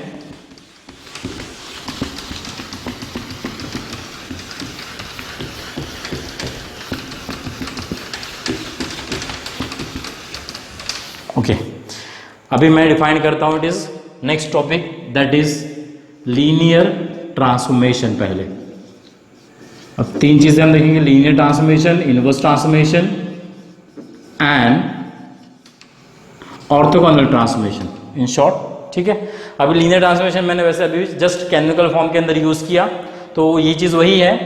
सो अगर मैं यहां पे लिखता हूं linear transformation, suppose y equals to it is ax, this is we are having a matrix equation और यहाँ पे हम क्या कर रहे हैं ट्रांसफॉर्म कर रहे हैं. देखिए लीनियर ट्रांसफॉर्मेशन मतलब हम ट्रांसफॉर्म कर रहे हैं किसी चीज को किसी चीज में, तो ट्रांसफॉर्म कर रहे हैं. तो हम क्या कर रहे हैं यहाँ पे x को ट्रांसफॉर्म कर रहे हैं y में with the help of this matrix A.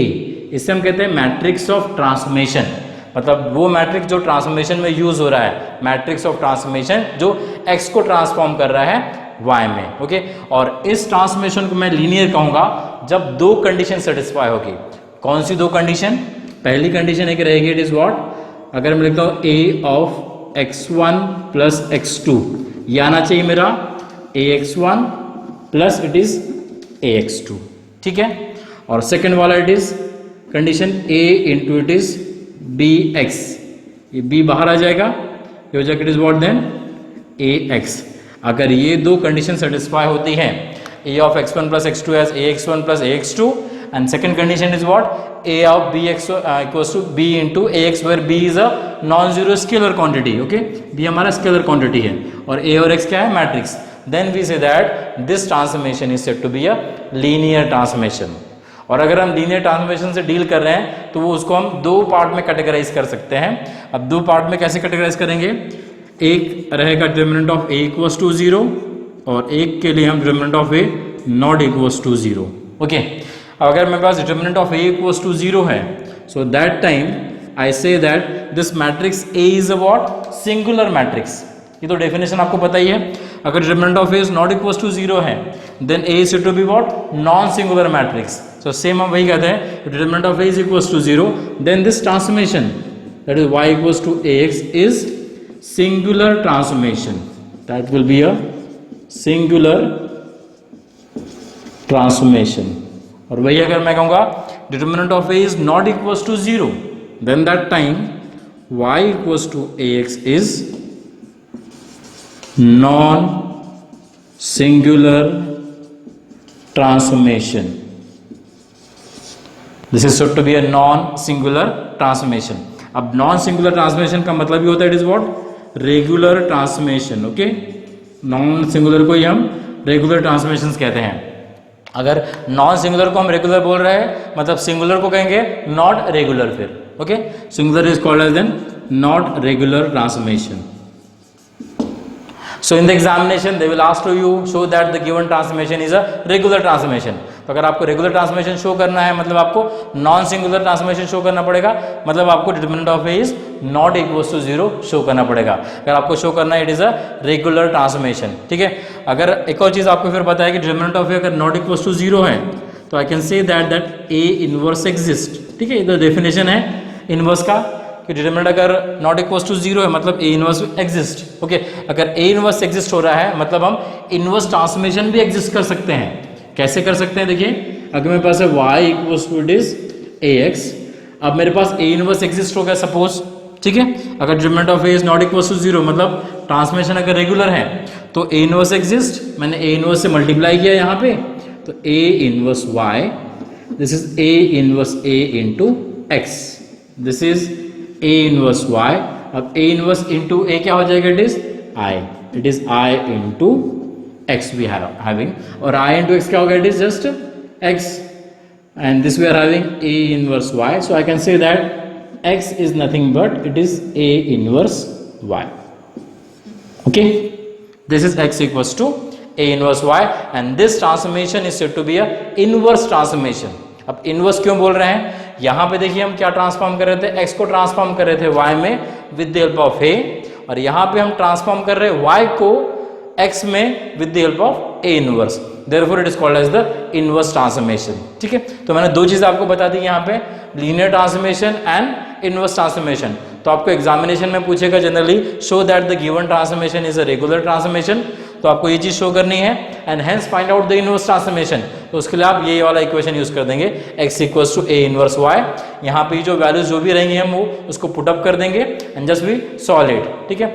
जो भी सिस्टम ऑफ इक्वेशन हमको दिया रहता है, ठीक है, उसको हम ऐसे कन्वर्ट कर देते हैं y is equal to ax में। जैसे मैं एक एग्जांपल लेके आपको बताता हूँ थोड़ा सा, अगर मेरे पास सपोज 3 इक्वेशन है, it is what a1x plus b1y plus c1z equals to d1, then it is what a2, okay हमने अगर बेटर पे ऐसा लिख दिया, it is what we are having defined as y1 as a1x plus b1y plus c1z, y2 है defined as a2x plus b2y plus c2z and y3 by defined as a3x plus b3y plus c3z।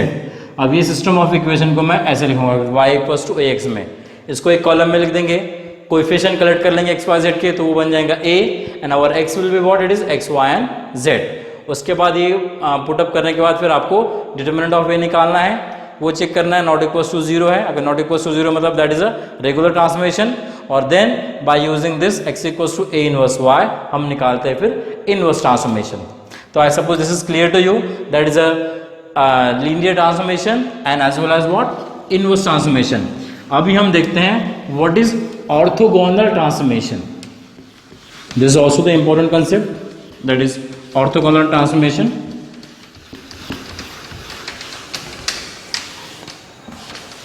ठीक है, अब हम देखने वाले हैं orthogonal transformation. सो इसके अंदर इसको कैसे डिफाइन करते हैं, हम एक लीनियर ट्रांसफॉर्मेशन यहाँ पे कंसिडर करेंगे। लीनियर ट्रांसफॉर्मेशन वही ले लेते हैं, suppose y equals to it is what ax, ये हमने लिया लीनियर ट्रांसफॉर्मेशन।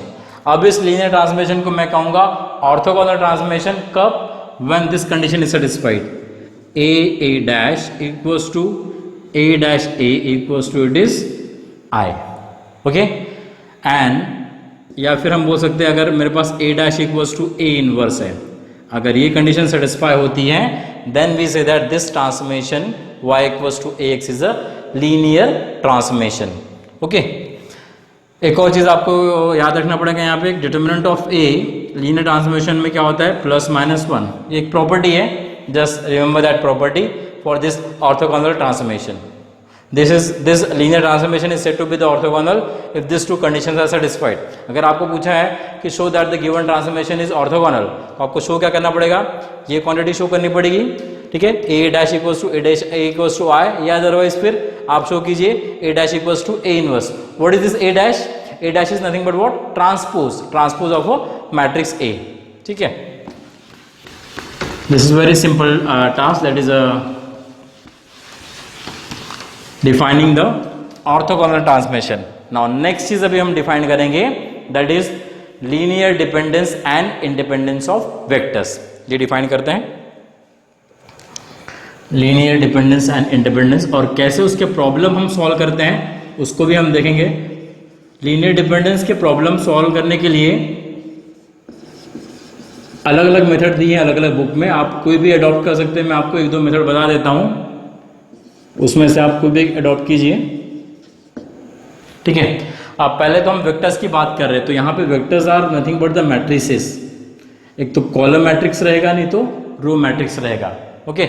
वेक्टर्स का मतलब होता है इट इज एन टपल, जिसमें एलिमेंट जो पोजीशन रहती है एलिमेंट की वो फिक्स होती है, so that is called as the vectors, that is N tuples are called as the vectors. Now इसमें हम डिफाइन कर रहे हैं अभी लीनियर डिपेंडेंस एंड इंडिपेंडेंस। तो I consider suppose we are having n number of the vectors x1 x2 up to it is xn। मेरे पास n number of the vectors आ गए। नाउ उसके बाद फिर मैं एक इक्वेशन कंसिडर करता हूं, lambda 1 x1 lambda 2 x2 plus so on lambda n xn equals to 0। अब ये लैम्डास क्या है, ये स्केलर क्वांटिटी है, ये आइगन वैल्यूज नहीं है यहाँ पे, ठीक है। यहाँ पे आप k1 k2 k3 भी ले सकते हैं। मैं यहाँ पे लैम्डा 1 लैम्डा 2 लैम्डा n ले लिया, these are the scalars we are having. मैंने अभी ये इक्वेशन फॉर्म किया। ये इक्वेशन फॉर्म करने के बाद अब हम क्या करेंगे, ये लैम्डास की वैल्यूज निकालेंगे, ठीक है। अगर सभी लैम्डास की वैल्यू हमारे पास 0 आती है तो मुझे रिलेशन नहीं मिलेगा, बिकॉज मैंने अगर यहाँ पे 0 0 0 पुट अप किया तो मुझे कोई रिलेशन ही नहीं मिलेगा। तब हम इस वेक्टर्स को कहते हैं लीनियरली इंडिपेंडेंट। अगर सभी लैम्डास की वैल्यू 0 आती है इस इक्वेशन में, then they are said to be linearly independent. If all lambdas are not 0 then हमको एक रिलेशन मिलने वाला है, then we can say that the vectors are linearly it is dependent. अभी कैसे होता है, मैं एक सिंपल सा एग्जांपल लेता हूं। और आपको एक और चीज याद रखना है, अगर वेक्टर डिफाइन किया समझो x1 x2 x3, इनके ऑर्डर सेम रहते हैं। ऑर्डर मतलब number of element in x1 x2 and x3 must be same, तभी हम उसको डिफाइन कर सकते हैं whether it is a dependent और इंडिपेंडेंट, ठीक है। तो वो कंडीशन आपकी सेटिस्फाई होनी चाहिए। अब सपोज मैंने ये एग्जांपल लिया, इसके बीच में एक रिलेशन भी लिख देता हूँ। Suppose x1 minus 2x2 it is plus x3 equals to 0, और सपोज 3 लिख के सपोज यहाँ पे हमने माइनस कर दिया, ठीक है। कुछ भी जैसा भी आप देखिए, लैम्डा 1 मेरे क्या हो जाएगा 3, लैम्डा 2 क्या हो जाएगा -2, लैम्डा 3 विल बी -1। मैंने एक इक्वेशन लिख दिया। अब इसको अगर मैं लिखता हूँ ऐसा, ठीक है, it is 3x1 minus 2x2 equals to x3 हम लिख सकते हैं। इसका मतलब क्या है, if I change the value of x1 and it is x2, the value of x3 will get change, is it. आगे इसका मतलब कि फिर x3 will be dependent on x1 and x2। अब ये कब होता है, जब हमारे पास रिलेशन रहता है। अब रिलेशन कब रहता है, when lambdas are not 0, okay. So अगर हम बोल सकते हैं यहाँ पे x3 is dependent on x1 and x2, hence we say that the vectors are linearly it is dependent, okay. ये कब होता है, when lambdas are not equals to 0। If lambdas are 0 the vectors are linearly independent, because हमको कोई relation ही नहीं मिलने वाला है।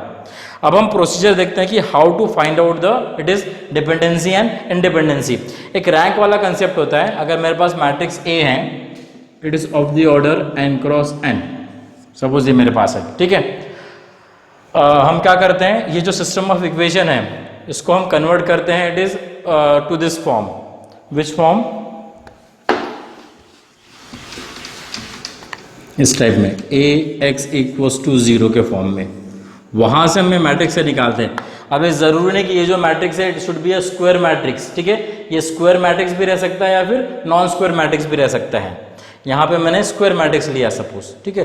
या फिर आप ले लीजिए it is n cross m, अगर मेरे पास मैट्रिक्स है, और सपोज इसका रैंक हमारे पास r है, ओके।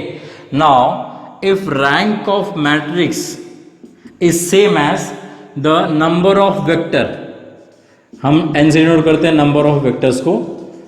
नंबर ऑफ वेक्टर्स मतलब जैसे x1 x2 x3 3 वेक्टर्स हो गए, ठीक है। If rank is same as the number of vectors then vectors are said to be linearly independent.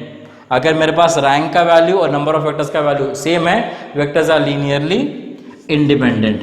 And if rank of A which is less than the number of, it is number of vectors. If rank of A is less than the number of vectors, then we can say that what we can say that the vectors are linearly dependent. Simple सा concept है, ठीक है। अगर आपको सिर्फ पूछा है कि find out whether they are dependent और नॉट, तो हम ये रैंक के मेथड से इजीली निकाल सकते हैं।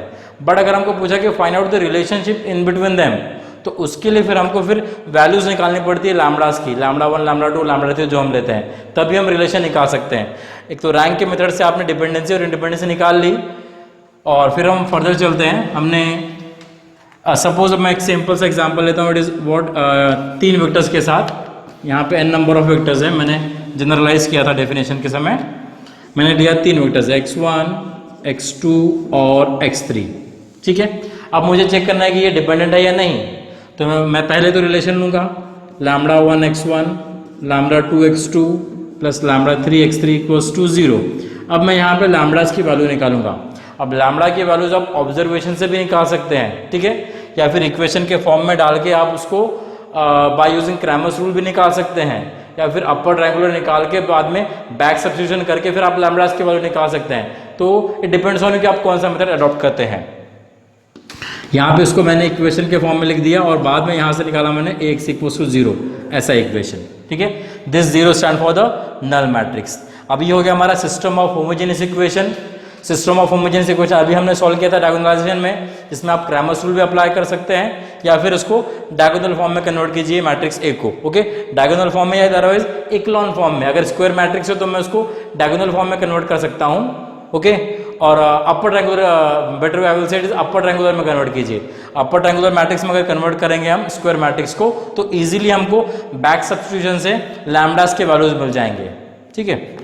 या अदरवाइज हम इक्लॉन फॉर्म में करते कन्वर्ट। अब इक्लॉन फॉर्म क्या होता है वो आपको देखना पड़ेगा। जैसे अगर मेरे पास या 2 3 1 मैं लिखता हूँ, यहाँ पे कुछ भी आप रैंडमली वैल्यू लिख रहा हूँ मैं यहाँ पे। So now this is in echelon form. अब ये आपको वैसे अपर ट्रायंगुलर भी दिख रहा होगा ये मैट्रिक्स, और इक्लॉन फॉर्म भी है। इक्लॉन फॉर्म का मतलब क्या होता है कि ऐसा मैट्रिक्स जिसमें number of zero will be in increasing order if we proceed further. जैसे भी यहाँ पे आप देखेंगे पहले रो में देखो नंबर ऑफ जीरो कितने हैं, कुछ भी नहीं है। इसमें 1 0 हो गया, इसमें 2 0 हो गए। नेक्स्ट लाइन में फिर अगर हम जाते हैं, अगर रहता है मैट्रिक्स तो 3 0 आने चाहिए, तो उसे हम कहते हैं इक्लॉन फॉर्म में। सो मैट्रिक्स को हम इक्लॉन फॉर्म में कन्वर्ट करते हैं, उसके बाद उसको हम इक्वेशन फॉर्म में कन्वर्ट करते हैं, और इक्वेशन फॉर्म में कन्वर्ट करने के बाद फिर हम लैम्बडास की वैल्यू निकालते हैं। If all lambdas are 0 vectors are linearly independent, if all lambdas are not 0 vectors are linearly dependent. आपको पता है होमोजीनियस सिस्टम है हमारे पास, तो कंसिस्टेंट रहेगा, उसका एक सोल्यूशन एग्जिस्ट होगा definitely, and that is nothing but the trivial solution. मैं ऑलरेडी आपको बताया, ठीक है, बट हम सर्च करते हैं नॉन ट्रिवियल सोल्यूशन। मैं अगर एक 4x4 मैट्रिक्स यहाँ पे ले लेता हूँ, या अदरवाइज मैं थोड़ा सा एक रो यहाँ पे और इंक्रीज कर देता हूँ 5 7 8, या फिर अदरवाइज देखो 0 0 यहाँ पे ले दिए। ये भी इक्लॉन फॉर्म में है। इक्लॉन फॉर्म में कैसे है, इसमें कितने जीरो हैं, एक भी नहीं। इसमें कितने हैं, एक। इसमें कितने हो गए, 4। मतलब जो जीरो का नंबर है वो इंक्रीजिंग ऑर्डर में इस तरह से आना चाहिए, तो हम उसे कहते हैं इक्लॉन फॉर्म में, और बाद में हम उसको इक्वेशन फॉर्म में कन्वर्ट करते हैं, और बैक सब्स्टिट्यूशन से हम वैल्यूज निकाल लेते हैं लैम्बडास की। और जनरली अगर हम system of homogeneous equation solve करें तो आपको इनफाइनाइट सॉल्यूशन ही मिलने वाला है, मतलब इन टर्म्स ऑफ के ही मिलने वाला है, ओके, अगर एग्जिस्ट होता है तो। कभी कभी क्या होता है कि लैम्बडास की वैल्यू सभी 0 आ जाती है, मतलब आपको ट्रिवियल सॉल्यूशन ही मिलता है। बट अगर हमारे पास इनफाइनाइट सॉल्यूशन, अगर हमारे पास होमोजेनियस सिस्टम है तो उसके 2 ही सॉल्यूशन रहते हैं, एक तो 0 सॉल्यूशन रहेगा, अदरवाइज एक इनफाइनाइट सॉल्यूशन रहेगा, ठीक है। तो इनफाइनाइट सॉल्यूशन फिर हमको निकालना पड़ता है। जैसा कि हमारे पास लैम्बडा 1, लैम्बडा 2 और लैम्बडा 3 हो गया, ठीक है। तो अगर मेरे पास 2 इक्वेशन मिल रहे हैं और 3 अननोन है, तो मैं क्या करता हूँ, फिर लैम्बडा 3 को पुट अप कर देता हूँ k, और बैक सब्स्टिट्यूशन से फिर मैं लैम्बडा 2 की वैल्यू निकालता हूँ, और लैम्बडा 1 की वैल्यू वो भी इन टर्म्स ऑफ k रहेंगी, और वो वैल्यूज मैं फिर इस इक्वेशन में सब्स्टिट्यूट करता हूँ to get the required relationship. और एक और बात ध्यान में रखना है, ये जो रिलेशनशिप मिलती है हमको in between x1 x2 and x3, it is not the unique relationship, मतलब अलग अलग भी मिल सकती है। ऐसा भी आप मतलब जरूरी नहीं कि आपने अगर इस मेथड से निकाला तो आपको ये मिला, दूसरे मेथड से निकाला आपको दूसरा भी इक्वेशन मिल सकता है। That depends, that may vary, so therefore the relation that we obtain is not unique. ये भी आप याद रखिए इसके अंदर।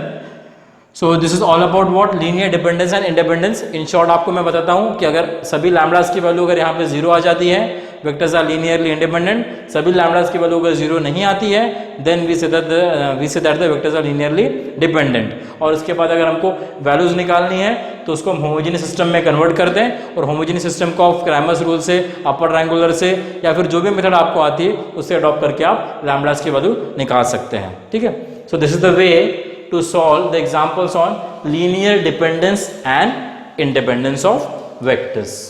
So I suppose यहाँ तक तो क्लियर हो गया। ये तो हमने अभी तक एकदम सब चीज़ें जो देखी, बेसिक चीज़ें देख ली है। यहाँ पे हमने कैसे निकाला characteristic equation, eigen values, eigen vectors, linear dependence क्या होता है, लीनियर ट्रांसफॉर्मेशन क्या होता है। अब इसका एक एप्लीकेशन होता है। एप्लीकेशन में हम क्या करते हैं, हम सॉल्व करते हैं differential equation, second order differential equation with constant coefficient को बाय मैट्रिक्स मेथड। तो उसको हम देखते हैं अभी। Topic that is solution of second order differential equation by matrix method. So will see, we consider one differential equation of second order, it is D square Y by suppose D T square plus it is a1 which is a constant dy by dt plus it is a2 and suppose it is y equals to 0. The second order equation we will solve this by the matrix method. देखते हैं कैसे solve करते हैं इसको फिर अभी हम। Okay, तो यहाँ पे पहले तो आपको चेक करना है कि what is the dependent variable. This y is the dependent variable and what is independent variable, this t is the independent variable. Okay, now further हम क्या करते हैं, इसको सोल्यूशन अगर हमको निकालना है तो मैं इसको मैट्रिक्स के फॉर्म में कन्वर्ट करता हूँ पहले, और उसके बाद then we find out it is what characteristic equation, eigen values, eigen vectors, modal matrix, then we find out the solution. मतलब ये जो अभी तक हमने देखा finding the eigen values, eigen vectors, modal matrix, मतलब उसका मेन एप्लीकेशन अभी हम देखने वाले हैं कि क्या एप्लीकेशन है।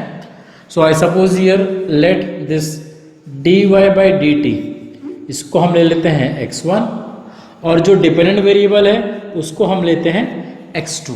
मैं यहाँ पे सॉल्यूशन बता रहा हूँ किस तरह से हम सॉल्यूशन निकालने वाले हैं। मैं इसको डिफरेंशिएट करता हूँ with respect to the t, तो क्या होगा देखो, this will be the d2 d square y by dt square equals to this dx1 by dt। ठीक है, इसे मैंने डिफरेंशिएट किया तो क्या आ जाएगा, dy by dt equals to dx2 by dt। ये हो गया। अब जितना भी क्वांटिटी है मैं इक्वेशन नंबर 1 में यूज करता हूं, तो equation number 1 implies D square Y by D T square is replaced by dx1 by dt। तो मुझे इक्वेशन में यहाँ पे मिल रहा है dx1 by dt में plus a1 is a constant quantity, dy by dt it is x1। Okay, then further plus a2 and what we have taken as a y is what x2 equals to 0। तो हमको given differential equation से हमने उसको simple form में यहाँ पे convert कर दिया dx1 by dt में। आप एक और चीज़ कर सकते हैं, देखिए मैंने x1 यहाँ पे लिया dy by dt, x2 लिया y, आप इसको इंटरचेंज भी कर सकते हैं, दैट डजंट मैटर। ठीक है, सोल्यूशन हमारा वही रहने वाला है। फिर देखिए अब इसको मैं फर्दर कैसे लिखता हूँ, dx1 by dt equals to minus a1x1 minus a2x2। अब देखिए जो a1 a2 है जिसमें भी है पॉजिटिव क्वांटिटी और नेगेटिव क्वांटिटी, कुछ भी रह सकती है। यहाँ पे मुझे ये चीज़ मिला इक्वेशन, तो ये इक्वेशन हमारे पास हो गया। नाउ फर्दर हम क्या करेंगे, अभी दूसरा इक्वेशन निकालने के लिए मैं इसका यूज़ करने वाला हूँ। इसको मैं रिवर्स में लिख देता हूँ, कैसे हो जाएगा ये, dx2 by dt equals to dy by dt, but the dy by dt हमने डिनोट किया हुआ किससे, x1 से। तो मैंने x1 यहाँ पे लिख देना है, फिर dx2 by dt equals to it is x1 और I can say that then dx2 by dt equals to x1 plus 0x2। अभी जो सेकंड इक्वेशन है ये हमेशा आपका यही आने वाला है हर एक डिफरेंशियल इक्वेशन में। तो आपको याद रखिए, बिकॉज हम ये जो इक्वेशन निकाल रहे हैं वो यहाँ से निकाल रहे हैं, डिफरेंशिएट किया, इसको यूज़ किया, so that we are getting the what dx2 by dt। तो ये हमेशा फिक्स रहेगा। आपका जो इक्वेशन बदलेगा तो वो इक्वेशन नंबर 1 ये वाला बदलेगा। क्यों, बिकॉज हम उसको गिवन डिफरेंशियल इक्वेशन से निकालते हैं, इसलिए। अब इसके बाद हम ये दोनों इक्वेशन का यूज करते हैं और इसका मैट्रिक्स फॉर्म लिखते हैं। सो मैट्रिक्स फॉर्म कैसे लिखते हैं हम, देखिए यहाँ पे लिखे हम dt, ये लिखते हैं x1 लेते हैं, वहाँ से x2 लेते हैं। अब मैं कोएफिशिएंट कलेक्ट करता हूँ, यहाँ पे कोएफिशिएंट क्या आ जाएगा, माइनस a1 माइनस a2, और यहाँ पे क्या आ जाएगा 1 and 0। Okay, multiply two what x1 and x2। तो इस तरह से हम ये दोनों इक्वेशन को मैट्रिक्स फॉर्म में लिखते हैं। वैसे देखिए ये x1 को आपने डिफरेंशिएट किया इक्वल्स टू ये रो को इस कॉलम से मल्टीप्लाई कर दो, पहला इक्वेशन मिल जाएगा। फिर से x2 d by D T will be, इस रो को कॉलम से मल्टीप्लाई कर दो, सेकेंड इक्वेशन मिल जाता है। तो आपने इक्वेशन को मैट्रिक्स फॉर्म में कन्वर्ट किया और मैट्रिक्स फॉर्म को भी हम इक्वेशन फॉर्म में इजीली लिख सकते हैं। अब हमारे कन्वीनियंस के लिए हम क्या करते हैं, अभी यहाँ पे इसको मैं डिनोट करता हूँ x से, तो हो जाएगा dx बाई डी टी। इसको सपोज लेते हैं a और ये हमारा हो गया इट इज वॉट x। ठीक है, तो ये क्वांटिटी मेरे पास आ गई, इसको मैं एकदम सिंपल फॉर्म में कन्वर्ट कर दिया। अब मेरे पास a है यहाँ पे, मैट्रिक्स A यहाँ पे 2/2 का रहेगा। अब क्यों 2/2 का रहेगा, बिकॉज ये हमने यहाँ पे ऑलरेडी निकाला हुआ है। ठीक है, इसका मैं निकालूंगा अब एक कैरेक्टरिस्टिक इक्वेशन, उसको हम लिखते हैं इससे determinant of a minus lambda i equals to 0। Okay, determinant of a minus lambda equals to 0, या अदरवाइज शॉर्टकट फॉर्मूला क्या है, lambda square minus s1 lambda plus determinant of a equals to 0। s1 diagonal का sum determinant of a आप निकाल सकते हैं, value put up की, इसके दो आइगन वैल्यूज आएंगे, lambda equals to suppose lambda 1 and lambda 2। अब यहाँ पे जो हम डील कर रहे हैं, हम डिफरेंट आइगन वैल्यू के लिए पहले देखते हैं। ठीक है, दोनों के लिए सॉल्यूशन देखेंगे हम, बट डिफरेंट आइगन वैल्यू के लिए हम देखते हैं पहले। That is suppose lambda 1 is not equals to lambda 2, तब सॉल्यूशन थोड़ा चेंज होता है। ठीक है, अब मैं लैम्बडा 1 के लिए एक वेक्टर निकालूंगा, लैम्बडा 2 के लिए भी वेक्टर निकालूंगा। ठीक है, वेक्टर हम ले लेते हैं suppose z equals to that z1 z2 be eigen vector. ठीक है, इसको हमने आइगन वेक्टर बोल दिया, हमारे आइगन वैल्यूज है लैम्बडा 1 और लैम्बडा 2। और उसके बाद नाउ वेक्टर निकालने के लिए आपको इक्वेशन कौन सा यूज करना पड़ेगा, a minus lambda i z equals to 0। अब यहाँ पे मैंने z1 z2 क्यों यूज किया, बिकॉज ऑलरेडी हमने x1 x2 यूज कर लिया था, इसलिए मैंने यहाँ पे z1 z2 वेक्टर में लिखा। तो जनरली हम वैसे x1 x2 यूज करते हैं। ठीक है, तो यहाँ पे z1 z2 ले लिए, इस इक्वेशन को हमने सॉल्व किया। अभी देखिए 2/2 मैट्रिक्स है, अगर हम इसको सिंप्लीफाई करेंगे तो हमको दो इक्वेशन मिलेंगे, और वो दोनों इक्वेशन सिंगल इक्वेशन को ही लीड करेंगे जब हम लैम्बडास की वैल्यू पुटअप करने वाले हैं। तो आपको सिंगल इक्वेशन मिल जाएगा, वहां से आप वेक्टर्स इजीली निकाल सकते हैं। तो मुझे दोनों वेक्टर सपोज मिल गए यहाँ पे, तो मैं उसका मॉडल मैट्रिक्स बनाऊंगा। पहला वेक्टर सपोज z1, दूसरा वेक्टर इट इज z2, ये 2/2 मैट्रिक्स हमारा रहेगा। यहाँ तक तो एकदम सिंपल है। ठीक है, मॉडल मैट्रिक्स का आपने निकाल लिया, अब हमारा सोल्यूशन स्टार्ट होता है। अब सोल्यूशन का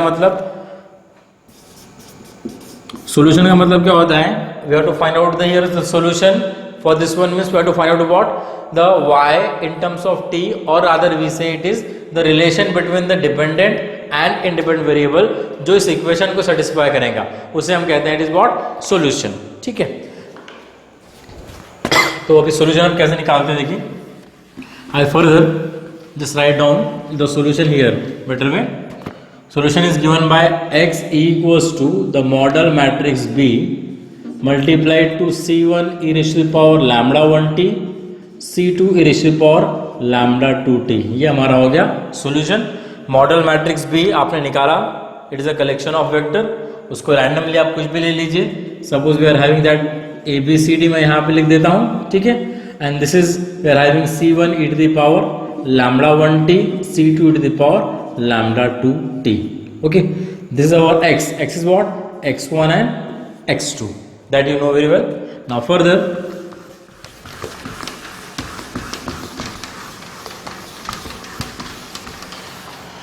मैं इसका बस मल्टीप्लिकेशन कर दूंगा। x1 हमको पता है xn is nothing but dy by dt, और x2 आपको पता है x2 is what y, which is equals to, तो इसको हम लिखते हैं it is what ac1 e to the power lambda 1t, this is bc2 e to the power lambda 2t।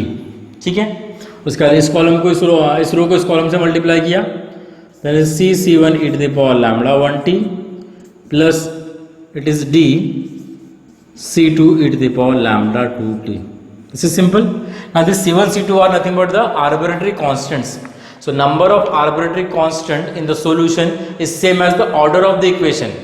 यहाँ पे हम सेकेंड ऑर्डर इक्वेशन सॉल्व कर रहे हैं, तो हमको दो ही कांस्टेंट यहाँ पे रहेंगे, and this t is nothing but what independent variable. अगर हमारा इंडिपेंडेंट वेरिएबल x है तो हम t की जगह पे x लिखते हैं, and this lambda 1 and lambda 2 are the eigen values. ठीक है, तो अब देखिए आपको आपका dy बाई dt ये हो गया, और y आपका ये हो गया। y मतलब दैट इज द सॉल्यूशन, ये सॉल्यूशन, ये आपको नोन है, ये आपको नोन है। आपको अननोन क्या है, c1 and c2। And generally the condition will be given to you, that is called as initial conditions, ठीक है, वो आपको दिया जाएगा। By using that initial condition आप ये दोनों कांस्टेंट निकाल सकते हैं, ठीक है। वो कांस्टेंट की वैल्यूज आप यहाँ पुट अप कर देंगे, तो that will be our then required solution. तो इस तरह से हम सॉल्व करते हैं मैट्रिक्स मेथड से डिफरेंशियल इक्वेशन को। पहले डिफरेंशियल इक्वेशन को आपको मैट्रिक्स फॉर्म में कन्वर्ट करना है, मैट्रिक्स ए निकालना है, और उसके बाद उसका eigen value, eigen vector, modal matrix निकालने के बाद ये सॉल्यूशन आपको यूज करना पड़ेगा to get the required solution for the given differential equation. Simple था, ठीक है। अब ये जो चीज हमने देखी थी, हमने किसके लिए देखी थी? It is different eigen value. अगर मेरे पास सपोज इक्वल आइगन वैल्यू है तो चीज़ें यहीं से चेंज हो जाती है, ठीक है। हमको उस समय फिर आइगन वेक्टर का जरूरत नहीं पड़ेगा। तो हम कैसे करने वाले हैं फिर फर्दर? उसके अंदर देखिए, मेरे पास suppose eigen values I lambda 1 lambda 2 and both are equal. उस समय आपको क्या करना है, ये इक्वेशन आपके पास है already, dx by D T equals to it is ax, ये हमने निकाला हुआ है, ठीक है। अभी हम यहाँ पे सेपरेशन ऑफ वेरिएबल का यूज करने वाले हैं। सेपरेशन ऑफ वेरिएबल मतलब x के टर्म एक साइड में करेंगे और t के टर्म अदर साइड में। तो इसको मैं ऐसा लिख सकता हूँ, this is permissible in differential calculus, it is a into D T. X यहाँ पे लिख दिया, डी टी वहाँ ट्रांसफर कर दिया, ठीक है। नाउ फर्दर अब हम लेंगे integration, integrating both the side. Integration लिया तो ये हो जाएगा, it is what, log x, ये हो जाएगा a, dt का इंटीग्रेशन t, प्लस एक कांस्टेंट ले लेते हैं, सपोज log ऑफ कोई भी constant is we are having suppose c1, log c1 को यहाँ ट्रांसफर कर देंगे, log x minus log c1 equals to it is at। उसके बाद ये हो जाएगा log of x by c1 equals to at। log हटा देते हैं, उसके लिए हमको एक्सपोनेंशियल लेना पड़ेगा। एक्सपोनेंशियल लिया तो log हटा, क्या बचा, x by c1 equals to e raise to the power at and x equals to it is what, c1 e raise to the power at। ये हमारे पास आ गया सॉल्यूशन। और इसमें से पहले आपको c1 का वैल्यू निकालना पड़ेगा। c1 का वैल्यू आप निकालेंगे इनिशियल कंडीशन का यूज करके, ठीक है। एंड फर्दर बाद में हम इसको एक्सपांड करेंगे, इसको सीरीज को। हमारे पास x क्या है आपको बताया मैं, x1 है, x2, बट x1 हमने क्या लिया, it is what, dy by D T, और x2 लिया, it is what, y, okay.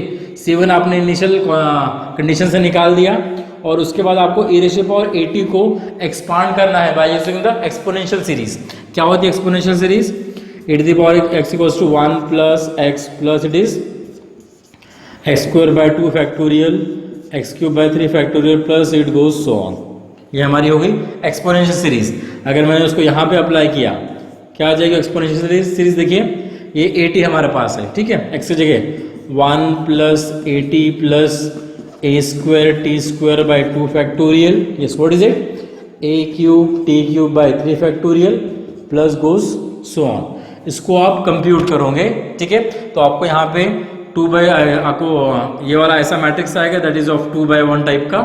सो आपको dy बाई डी टी का वैल्यू मिल जाएगा और y का वैल्यू मिल जाएगा। तो यहाँ पे जो आपको सॉल्यूशन मिल रहा है वो सीरीज फॉर्म में मिल रहा है। वो कब मिलता है? जब हमारे आइगन वैल्यूज इक्वल आते हैं, ठीक है। अगर डिफरेंट आइगन वैल्यू है तो हम आइगन वेक्टर निकालते हैं, मॉडल मैट्रिक्स निकालते हैं, बट इक्वल आइगन वैल्यू है तो आपको यहाँ से इक्वेशन को कंसिडर कर लेना है और उसके बाद इस तरह से उसको सॉल्व करना है और सीरीज सॉल्यूशन निकालना है फिर, ठीक है। So this is the way of solving the it is second order differential equation with constant coefficient by the matrix method. So ये हमारा हो गया मैट्रिक्स मेथड से हमने सॉल्व कर दिया। अब हम नेक्स्ट टॉपिक की ओर जाते हैं। दो सिंपल से टॉपिक्स हैं और बहुत फेमस थ्योरम है, that is one is Cayley Hamilton theorem and one is Sylvester's theorem. हम दोनों को भी देखते हैं। So first we see that is suppose Cayley Hamilton theorem. So Arthur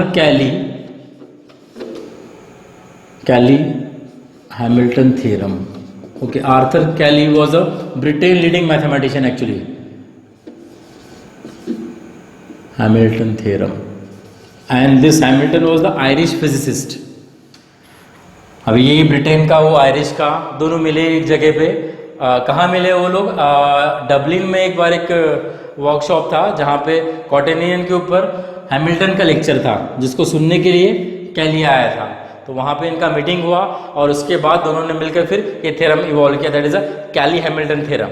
so Cayley Hamilton theorem का मेन एप्लीकेशन क्या होता है कि हम inverse of matrix find out कर सकते हैं, और साथ ही साथ अगर हायर ऑर्डर पॉलिनोमियल है मैट्रिक्स में उसको हम लोअर डिग्री में भी डिक्रीज कर सकते हैं by using the Cayley Hamilton theorem. सो पहले तो हम इसका स्टेटमेंट देख लेते हैं। स्टेटमेंट क्या है? Statement is what? Every square matrix satisfies its own characteristic equation. Its own characteristic equation मतलब हर एक स्क्वायर मैट्रिक्स अपने कैरेक्टरिस्टिक इक्वेशन को सेटिस्फाई करता है।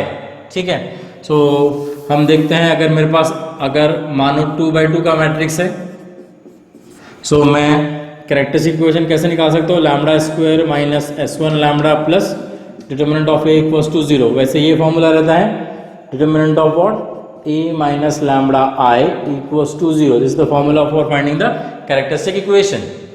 अगर मेरे पास मैट्रिक्स का ऑर्डर 3/3 है तो बताइए क्या रहेगा? Lambda cube minus S1 lambda square plus S2 lambda minus determinant of A equals to 0।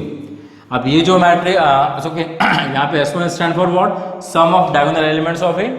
S2 stand for sum of minors of diagonal elements of A. मैंने आपको समझाया ऑलरेडी, ये चीजें आप निकाल लेंगे। And what does this Cayley Hamilton theorem says that कि ये जो कैरेक्टरिस्टिक इक्वेशन है इसको मैट्रिक्स ए सेटिस्फाई करेगा, मतलब ये मैट्रिक्स सेटिस्फाई करेगा। इसका मतलब क्या है? हम लैम्डा को ए से रिप्लेस कर सकते हैं, मतलब it is what? A square minus S1 what is it? A plus determinant of A into it is I equals to the big zero. अब देखिए मैट्रिक्स इक्वेशन हमको लिखना था, इसलिए मैंने ये जो स्केलर क्वांटिटी थी डिटर्मिनेंट ऑफ ए उसको आई से मल्टीप्लाई कर दिया, और आई का ऑर्डर और ए का ऑर्डर सेम रहने वाला है। अगर वो 2/2 है ए तो I will be also 2/2 identity matrix, और अगर ए 3/3 है तो आई का भी ऑर्डर क्या रहेगा? 3/3 identity matrix, that is unity matrix. और यहाँ पे अगर मैं 3/3 में देखता हूँ, सो कैली-हैमिल्टन अगर अप्लाई करते हैं तो I can replace the lambda by A. इसका मतलब it is what? A cube minus S1 A square plus S2 A minus determinant of A को मल्टीप्लाई करना किससे?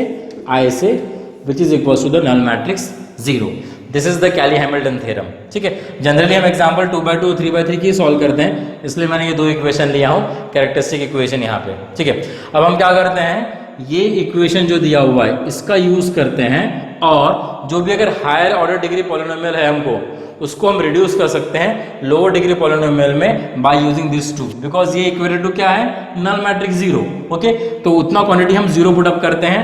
आप प्रॉपरली बैलेंसिंग करते हैं, कॉमन निकालते हैं, वो सब करने के बाद आपको फिर उसको 0 से इक्वेट करना पड़ता है, so that the equation reduce to a linear form और may be to the lower degree form. Lower degree मतलब देखिए, अगर मुझे अगर कोई इक्वेशन को रिड्यूस करना है हायर ऑर्डर को लोअर डिग्री में, अगर वो ए स्क्वायर है तो ए स्क्वायर से लोअर डिग्री क्या हो जाएगा? इट इज ए, तो वो ए में आएगा।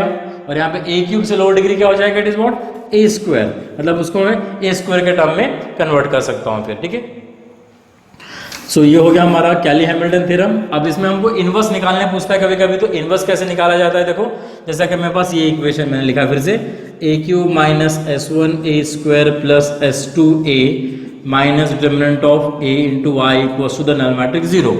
अब मैं क्या करता हूँ, इसको यहाँ ट्रांसफर करते हैं और रिवर्स करके लिख देते हैं, तो इसको हम लिखेंगे it is what? Determinant of A multiplied to I, and that will be equals to what is it? A cube minus S1 A square plus S2 A. Okay, हमने मैंने इसको राइट में ले लिया तो ये प्लस ऑटोमेटिकली हो गया, और ये पूरा फिर हमारा एज इट इज लिख दिया। अब मुझे निकालना है it is what? A inverse. अगर मुझे ए इनवर्स निकालना है तो I will multiply both the side by A inverse. तो मैं यहाँ पे ए इनवर्स से मल्टीप्लाई करूंगा तो A inverse into I will be what? Just A inverse. तो ये हो जाएगा determinant of A into it just A inverse. यहाँ पे ए इनवर्स आपने मल्टीप्लाई किया तो ये हो जाएगा A square minus S1 A plus S2 A into A inverse क्या होता है? It is I. ये हो गया आई। So therefore I can write down that A inverse is what?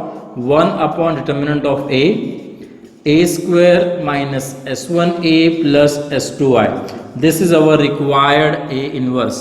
ठीक है, तो A inverse निकालने के लिए आपको क्या करना पड़ेगा?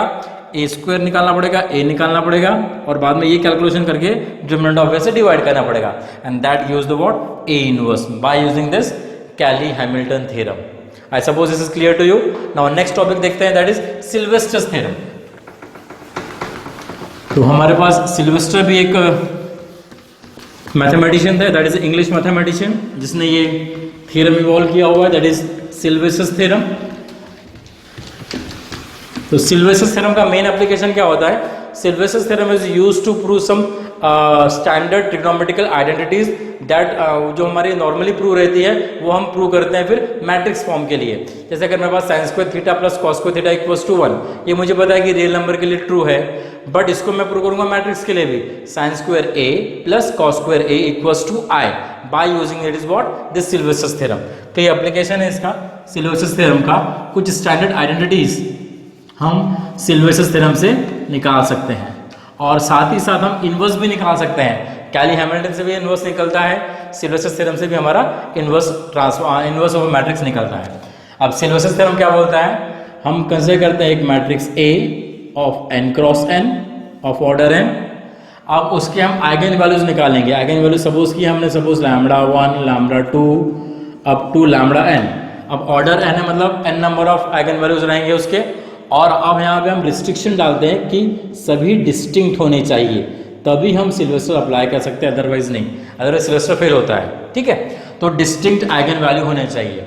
उसके बाद हम कहते हैं एक पॉलिनोमियल लेते हैं P ऑफ A टाइप का, okay, and that polynomial C0i लिया हमने, C1a plus C2a square likewise C3a cube, it goes so on, कब तक? It is suppose Cn a to the power n. n is what? It is the order of this matrix. ठीक है, हमने यहाँ पे एक पॉलिनोमियल ले लिया, या अदरवाइज हम इसको जनरलाइज भी कर सकते हैं, Cr a to the power r, जरूरी नहीं कि आपको n ऑर्डर का लेना है। So this we are having the polynomial of degree, it is what, r। rth degree का पॉलिनोमियल मिल गया हमको। और उसके बाद हम सिल्वेस्टर्स थ्योरम को अप्लाई करते हैं, उसमें फिर हम P ऑफ A को कैसे लिखते हैं? देखिए, P of A will be a summation n ranging from, it is I say it is 1 to n, and then P of lambda 1 z of, so P of lambda n कर देते हैं z of lambda n। ये हम लिखते हैं सिल्वेस्टर्स theorem से। अब यहाँ पे हमको कैलकुलेशंस क्या करना पड़ता है इसका, z of lambda का। z of lambda हम डिफाइन करते हैं कैसे? It is a adjoint of lambda I minus A. देखिए, हम जनरली जो कैरेक्टरिस्टिक मैट्रिक्स डिफाइन किए थे that was the A minus lambda है, बट यहाँ पे हम रिवर्स ले रहे हैं। ठीक है, ये थोड़ा याद रखना पड़ेगा आपको, लैम्बडा आई माइनस ए उसका adjoint, then upon phi dash of lambda. अब यहाँ पे फाई डैश ऑफ लैम्बडा में फाई ऑफ लैम्बडा क्या होता है? देखिए, phi of lambda is nothing but we are having determinant of lambda I minus A, मतलब इसी का determinant. It will be same as then it is a minus lambda I का determinant will be same but matrix will be different, okay? Lambda I minus a is a different matrix and a minus lambda I is a different matrix, but the value of this both the matrices are equal। और उसको हम ऐसा भी लिख सकते हैं फिर, lambda square minus s1 lambda plus determinant of a, this will be of phi of lambda, then we just take a derivative, और derivative ले तो हमको मिल जाएगा, it is what, phi dash of lambda, and that is given by 2 lambda minus S1, because देखो phi dash of lambda हमको लग रहा है और ये क्वांटिटी लग रही है। ये क्वांटिटी निकालने के बाद हमारा निकल जाता है z ऑफ लैम्बडा, जो हम यहाँ पे सब्स्टिट्यूट करते हैं। और यहाँ पे जो n दिख रहा है, this n is the order of the matrix. अगर सपोज मेरे पास n है 2, मतलब हमारे पास मैट्रिक्स है 2 क्रॉस 2 का, मतलब 2 बाई 2 का, तब मैं बाय सिल्वेस्टर्स थ्योरम कैसे लिख सकता हूँ P ऑफ A को? अगर मैंने yes n equals to 2 put up करना है, मतलब आपको इसको लेके जाना है, n इक्वल्स टू 1 लेके पुटअप करना है और n इक्वल्स टू 2 पुटअप करना है, n के वैल्यूज यहाँ पे। So I will say here, okay, हम इसको बेटर वे r ले सकते थे, बिकॉज अगर n ले रहे हैं हम ऑलरेडी, तो 2 बार n ले हो रहा है, r is ranging from 1 to n हम सपोज ले लेते हैं। ठीक है, सो r इक्वल्स टू 1 पुटअप करेंगे और r इक्वल्स टू 2 पुटअप करेंगे, बिकॉज 2 बाई 2 मैट्रिक्स है। अगर मैंने 1 पुटअप किया तो हो जाएगा P of lambda 1 z of lambda 1। ठीक है, now next P of lambda 2 और Z ऑफ लैम्बडा 2 अगर मैंने पुट अप किया, इट इज व्हाट 2, समेशन में है। अगर 3 बाई 3 मैट्रिक्स है मेरे पास, तो मतलब n इक्वल्स टू अगर मैंने 3 पुट अप किया और मेरे पास मैट्रिक्स है 3 बाई 3, तब P ऑफ A में क्या होगा, एक टर्म इसमें और ऐड हो जाएगा, ये 2 टर्म तो एज इट इज रहेंगे, it is what P of lambda 1 Z of lambda 1 plus P of lambda 2 and Z of lambda 2। तीसरा टर्म ऐड होगा यहाँ पे P of lambda 3 and Z of lambda 3। But generally हम जो example solve करते हैं वो 2/2 के लिए सॉल्व करते हैं। और इसके बाद okay that we can assume for the it is n cross n matrix. तो ऐसा होता है। तो जनरली हमें यही वाला फॉर्मूला यूज करने वाला है जब हम एग्जाम्पल सॉल्व करेंगे। So this is actually Sylvester's theorem I described you. ठीक है, अब इसका प्रोसीजर क्या होता है, इसमें हमको क्या करना पड़ता है सॉल्व करते समय, वो आपको याद रखना है कि इसके प्रॉब्लम्स को हमको अप्रोच कैसे करना है। इसका एक एग्जाम्पल डेफिनेटली एग्जाम में रहता है। ठीक है, this is very important topic. तो पहले तो हमारा जॉब रहेगा मैट्रिक्स ए हमको दिया हुआ है उसको हमने लिख दिया। ओके, जनरली आपको जो मैट्रिक्स रहेगा वो 2/2 का ही रहने वाला है। तो मैं 2/2 के लिए लेता हूं। सो पहले हम निकालेंगे it is what lambda I minus A. ये वाला मैट्रिक्स निकाल दिया, ये हमारा फर्स्ट पार्ट हो गया। देन सेकंड में हम निकालेंगे adjoint of lambda I minus A. Procedure हर एक प्रॉब्लम के लिए सेम है। ठीक है, प्रोसीजर आप याद रख सकते हैं। देन थर्ड वन, उसके बाद फिर अब हम निकालेंगे फाई ऑफ लैम्बडा। तो फाई ऑफ लैम्बडा के लिए मैंने आपको फॉर्मूला बता दिया, lambda square minus s1 lambda plus determinant of A. इसके बाद हम निकालेंगे इसका derivative phi dash of lambda. Phi dash of lambda भी निकल गया। फिर आप निकाल लीजिए is what Z of lambda, that is the ratio of what adjoint of lambda I minus A upon phi dash of lambda. ये चीज़ हो गई। अब उसके बाद हम निकालते हैं कैरेक्टरिस्टिक इक्वेशन, बिकॉज हमको आइगन वैल्यू की जरूरत पड़ेगी। So characteristic equation that will be given by it is what lambda square minus s1 lambda plus determinant of a equals to 0। ये 2/2 के लिए। In general determinant of a minus lambda i equals to 0।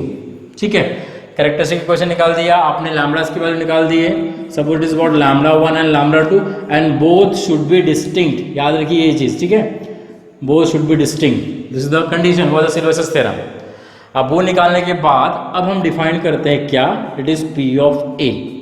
अब p of a क्या रहता है, हमारा जो polynomial दिया हुआ है वो रहेगा। नहीं तो हमको क्या करना है, जो LHS पार्ट रहता है, LHS पार्ट जो हमको प्रूव करना है, ठीक है, वो हम लेने वाले p ऑफ a हमेशा। ठीक है, ये मैंने p ऑफ a डिफाइन कर दिया। अब मैं सिल्वेस्टर्स थ्योरम अप्लाई करूंगा। बाय सिल्वेस्टर्स थ्योरम मैं p ऑफ a कैसे लिख सकता हूं बताइए। अगर 2/2 मैट्रिक्स है तो it is p of lambda 1, अभी देखा हमने z of lambda 1, then p of lambda 2 and it is z of lambda 2। अगर मैट्रिक्स मेरे पास क्या है, इट इज 2/2 का। ओके, तो ये चीज मिल गया। अब लैम्बडा 1 की वैल्यू मैं पुटअप कर दूंगा। देखो p ऑफ लैम्बडा 1 निकालना है तो मैं यहाँ पे a की जगह पे लैम्बडा 1 पुटअप कर दूंगा, यहाँ भी लैम्बडा 2 पुटअप कर दूंगा, p ऑफ लैम्बडा 2 चाहिए तो। और z ऑफ लैम्बडा हम कहाँ से निकालेंगे, यहाँ से। ये z ऑफ लैम्बडा हमने डिफाइन किया हुआ है ऑलरेडी। ठीक है, तो यहाँ पे आप लैम्बडा इज इक्वल टू एक बार 1 पुटअप लैम्बडा 1 पुटअप करोगे और एक बार लैम्बडा 2 पुटअप करोगे। वो वैल्यूज पुटअप करके बस इसको कैलकुलेट कर लेना है। ओके, इसको सिंप्लीफाई कर लेना है। अगर सिंप्लीफाई कर लिया तो you are having that answer जो आपको प्रूव करना है। और I can write down that hence proved. कुछ स्टैंडर्ड आइडेंटिटीज या टिग्नोमेट्रिकल आइडेंटिटीज या अगर मुझे इनवर्स निकालना है तो उसको मैं सिल्वेस्टर्स थ्योरम से यहाँ पे इस तरीके से कर सकता हूँ। It is very simple. इसका प्रोसीजर एकदम फिक्स है, आपको इसी लाइन से फॉलो करना है and you will have that particular final answer for the Sylvester's theorem. अब देखते हैं हम इसका लास्ट टॉपिक मैट्रिक्स का, that is finding the largest eigen value by iterative method. बहुत ही सिंपल मेथड है एकदम। वो मैं कहूँगा अगर एग्जाम्पल आता तो बिल्कुल भी नहीं छोड़ना उसका, बिकॉज मैट्रिक्स मल्टीप्लिकेशन करना पड़ता है। ओके, मैं एक चीज़ और आपको रिमाइंड कर देता कि मैंने एक वीडियो बनाया हुआ है how to do the operations of matrices in calculator. ठीक है, उसको आप देख सकते हैं, जहाँ पे मैंने मल्टीप्लिकेशन कैसे निकाला जाता है, डिटरमिनेंट कैसे निकाला जाता है पर्टिकुलर मैट्रिक्स का, और हम इनवर्स कैसे निकाल सकते हैं, वो इसके अंदर बताया हुआ है मैंने। ठीक है, और डिफरेंट ऑपरेशन वगैरह, ट्रांसपोज वगैरह भी दिया हुआ है उसमें। ना अभी हम देख रहे हैं it is what iterative method. Iterative method में इटरेशन रहेंगे। ओके, और it is also called as the Rayleigh's power method. Rayleigh's power method या फिर पावर मेथड भी से भी ये नोन है, वैसे फेमस मेथड है वैसे Rayleigh's power method. Now using this method what we do, we find out the numerically largest eigen value and corresponding eigen vector for the given matrix. अगर मेरे पास मैट्रिक्स A है जिसका order 2/2 है तो इसके दो आइगन वैल्यूज रहेंगे, हमको पता है। तो दोनों में से हम लार्जेस्ट निकाल सकते हैं इस मेथड से, न्यूमेरिकली लार्जेस्ट। ओके, अगर मेरे पास 3/3 है तो मेरे पास इसके 3 आइगन वैल्यूज रहेंगे, सो तीनों में से मैं लार्जेस्ट निकाल सकता हूँ इसके अंदर और उसका वेक्टर भी। अब न्यूमेरिकली लार्जेस्ट मैं थोड़ा सा समझा देता हूँ आपको। एक आप अपने लैम्ब्डास की वैल्यू सपोज ले ली, यहाँ पे it is 2 -5 and suppose it is 4 we are having, ठीक है। अब यहाँ पे लार्जेस्ट मुझे बताइए amongst this 3 which one is the largest eigen value, and definitely you will say it is what 4 is the largest eigen value. लेकिन अगर हम इटरेटिव मेथड से लार्जेस्ट आइगन वैल्यू निकालें तो हम न्यूमेरिकली लार्जेस्ट निकाल रहे हैं, तो यहाँ पे जो न्यूमेरिकली लार्जेस्ट है ये माइनस को छोड़ देना है, then this 5 is the numerically largest eigen value. I suppose clear हो आपको न्यूमेरिकल लार्जेस्ट। अगर मैं lambda is equal to suppose 2 3 and it is what 8 लेता हूँ, अब इसमें मुझे बताइए लार्जेस्ट कौन सा है, 8 डेफिनेटली, और न्यूमेरिकली लार्जेस्ट कौन सा है, वो भी हमारा क्या है, इट इज व्हाट 8, ओके। तो यहाँ पे लार्जेस्ट भी 8 है और न्यूमेरिकल लार्जेस्ट भी 8 है, बट यहाँ पे देखिए लार्जेस्ट था 4 बट न्यूमेरिकली लार्जेस्ट क्या है, इट इज 5। तो हम इस मेथड से न्यूमेरिकली लार्जेस्ट आइगन वैल्यू निकालते हैं और उसका आइगन वेक्टर। अब कैसे निकालते हैं, let us C. Matrix A ले लिया हमने, it is n cross n, it is a square matrix we are having, okay. अब हम अप्रोक्सीमेशन लेते हैं पहला, let this x0 as a 1 0 as a initial approximation to the vector. हमने vector को इनिशियल अप्रोक्सीमेशन लिया। अगर 2x2 मैट्रिक्स है तो, अगर मेरे पास 3x3 मैट्रिक्स है तो मैं इनिशियल अप्रोक्सीमेशन लूंगा 1 0 0। अगर 4x4 है तो 1 0 0 0। ऐसा मैक्सिमम बुक में ऐसा लिया हुआ है, ऐसा जरूरी नहीं आपको यही लेना है, आप 111 भी ले सकते हैं, 222 भी ले सकते हैं, it depends on you, okay.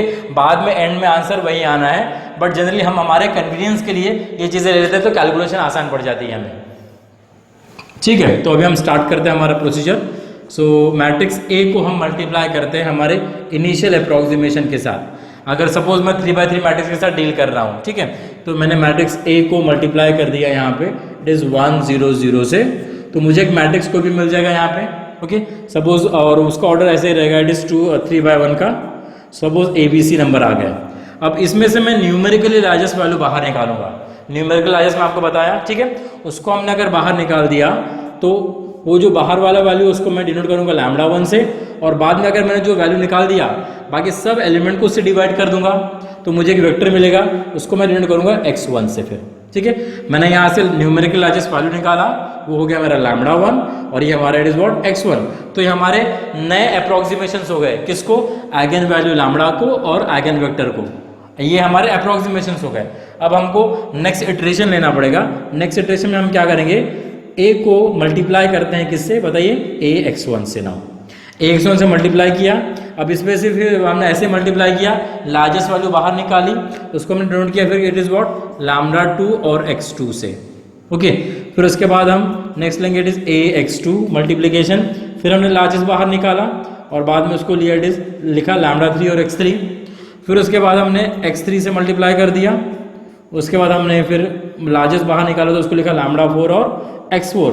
अब ऐसा हमको कंटिन्यू करते जाना है ये इटरेशन, बट कब तक करना है, जब तक दो कॉन्जिक्यूटिव आइगन वेक्टर्स इक्वल नहीं आते हैं, इक्वल या फिर अप्रॉक्सीमेटली इक्वल। इस प्रोसीजर को कब तक करना है, जब तक हमारे दो consecutive eigen vector suppose r-1 and it is xr, if this two comes out to be equal, या अदरवाइज हम बोल सकते हैं this should be approximately equal. अगर आते हैं तो we stop the procedure and then we say that ये जो λr रहेगा फिर हमारा, इसको हम कहेंगे लार्जेस्ट आइगन वैल्यू और करस्पॉन्डिंग आइगन वेक्टर हमारा रहेगा इज व्हाट xr। जब ये कंडीशन सेटिस्फाई होगी तब हम स्टॉप करेंगे प्रोसीजर को और उसके बाद हम कहेंगे this is our numerically largest eigen value and this is our corresponding eigen vector. तो इस तरह से हम सॉल्व करते हैं इटरेटिव मेथड में to get what it is largest eigen value. I suppose clear है आपको, मेथड बहुत आसान है, बस मल्टीप्लिकेशन करना पड़ता है। मल्टीप्लिकेशन ऑफ मैट्रिक्स अगर आपको आते हैं और लार्जेस्ट वैल्यू आपको निकालना आता है तो this method is very simple, okay, and marks giving method. So I will suggest to you, इसको डेफिनेटली आप मतलब अटेम्प्ट कीजिए एग्जामिनेशन में। So this is all about, we have seen the matrix in one stroke completely. I have covered maximum topic, near about it is 10 to 12 topics we have covered here today with this one. So अगर आपको इसको समझा होगा video, so I just request you that please like the video and share the video with your friends and please do subscribe the channel, okay, for more such video. अगर आपको और कोई video अगर बनानी है और मतलब आपको चाहिए तो मुझे बताइएगा, बिकॉज ये वीडियो के लिए मुझे डिमांड आया था कि मुझे एक मैट्रिक्स इन वन स्ट्रोक करके एक वीडियो बनाया जाए जिसके अंदर मैट्रिक्स के मैक्सिमम टॉपिक को है वो कवर कर लिए जाए, तो उनको पढ़ने में मतलब आसानी जाएगी, इसलिए मैंने ये वीडियो बनाया हूँ। ऐसा अगर आपको कोई क्वेरी या डिफिकल्टी है तो आप कमेंट बॉक्स में लिखिए, मैं ज़रूर आपको सॉल्व करूँगा। So thank you very much.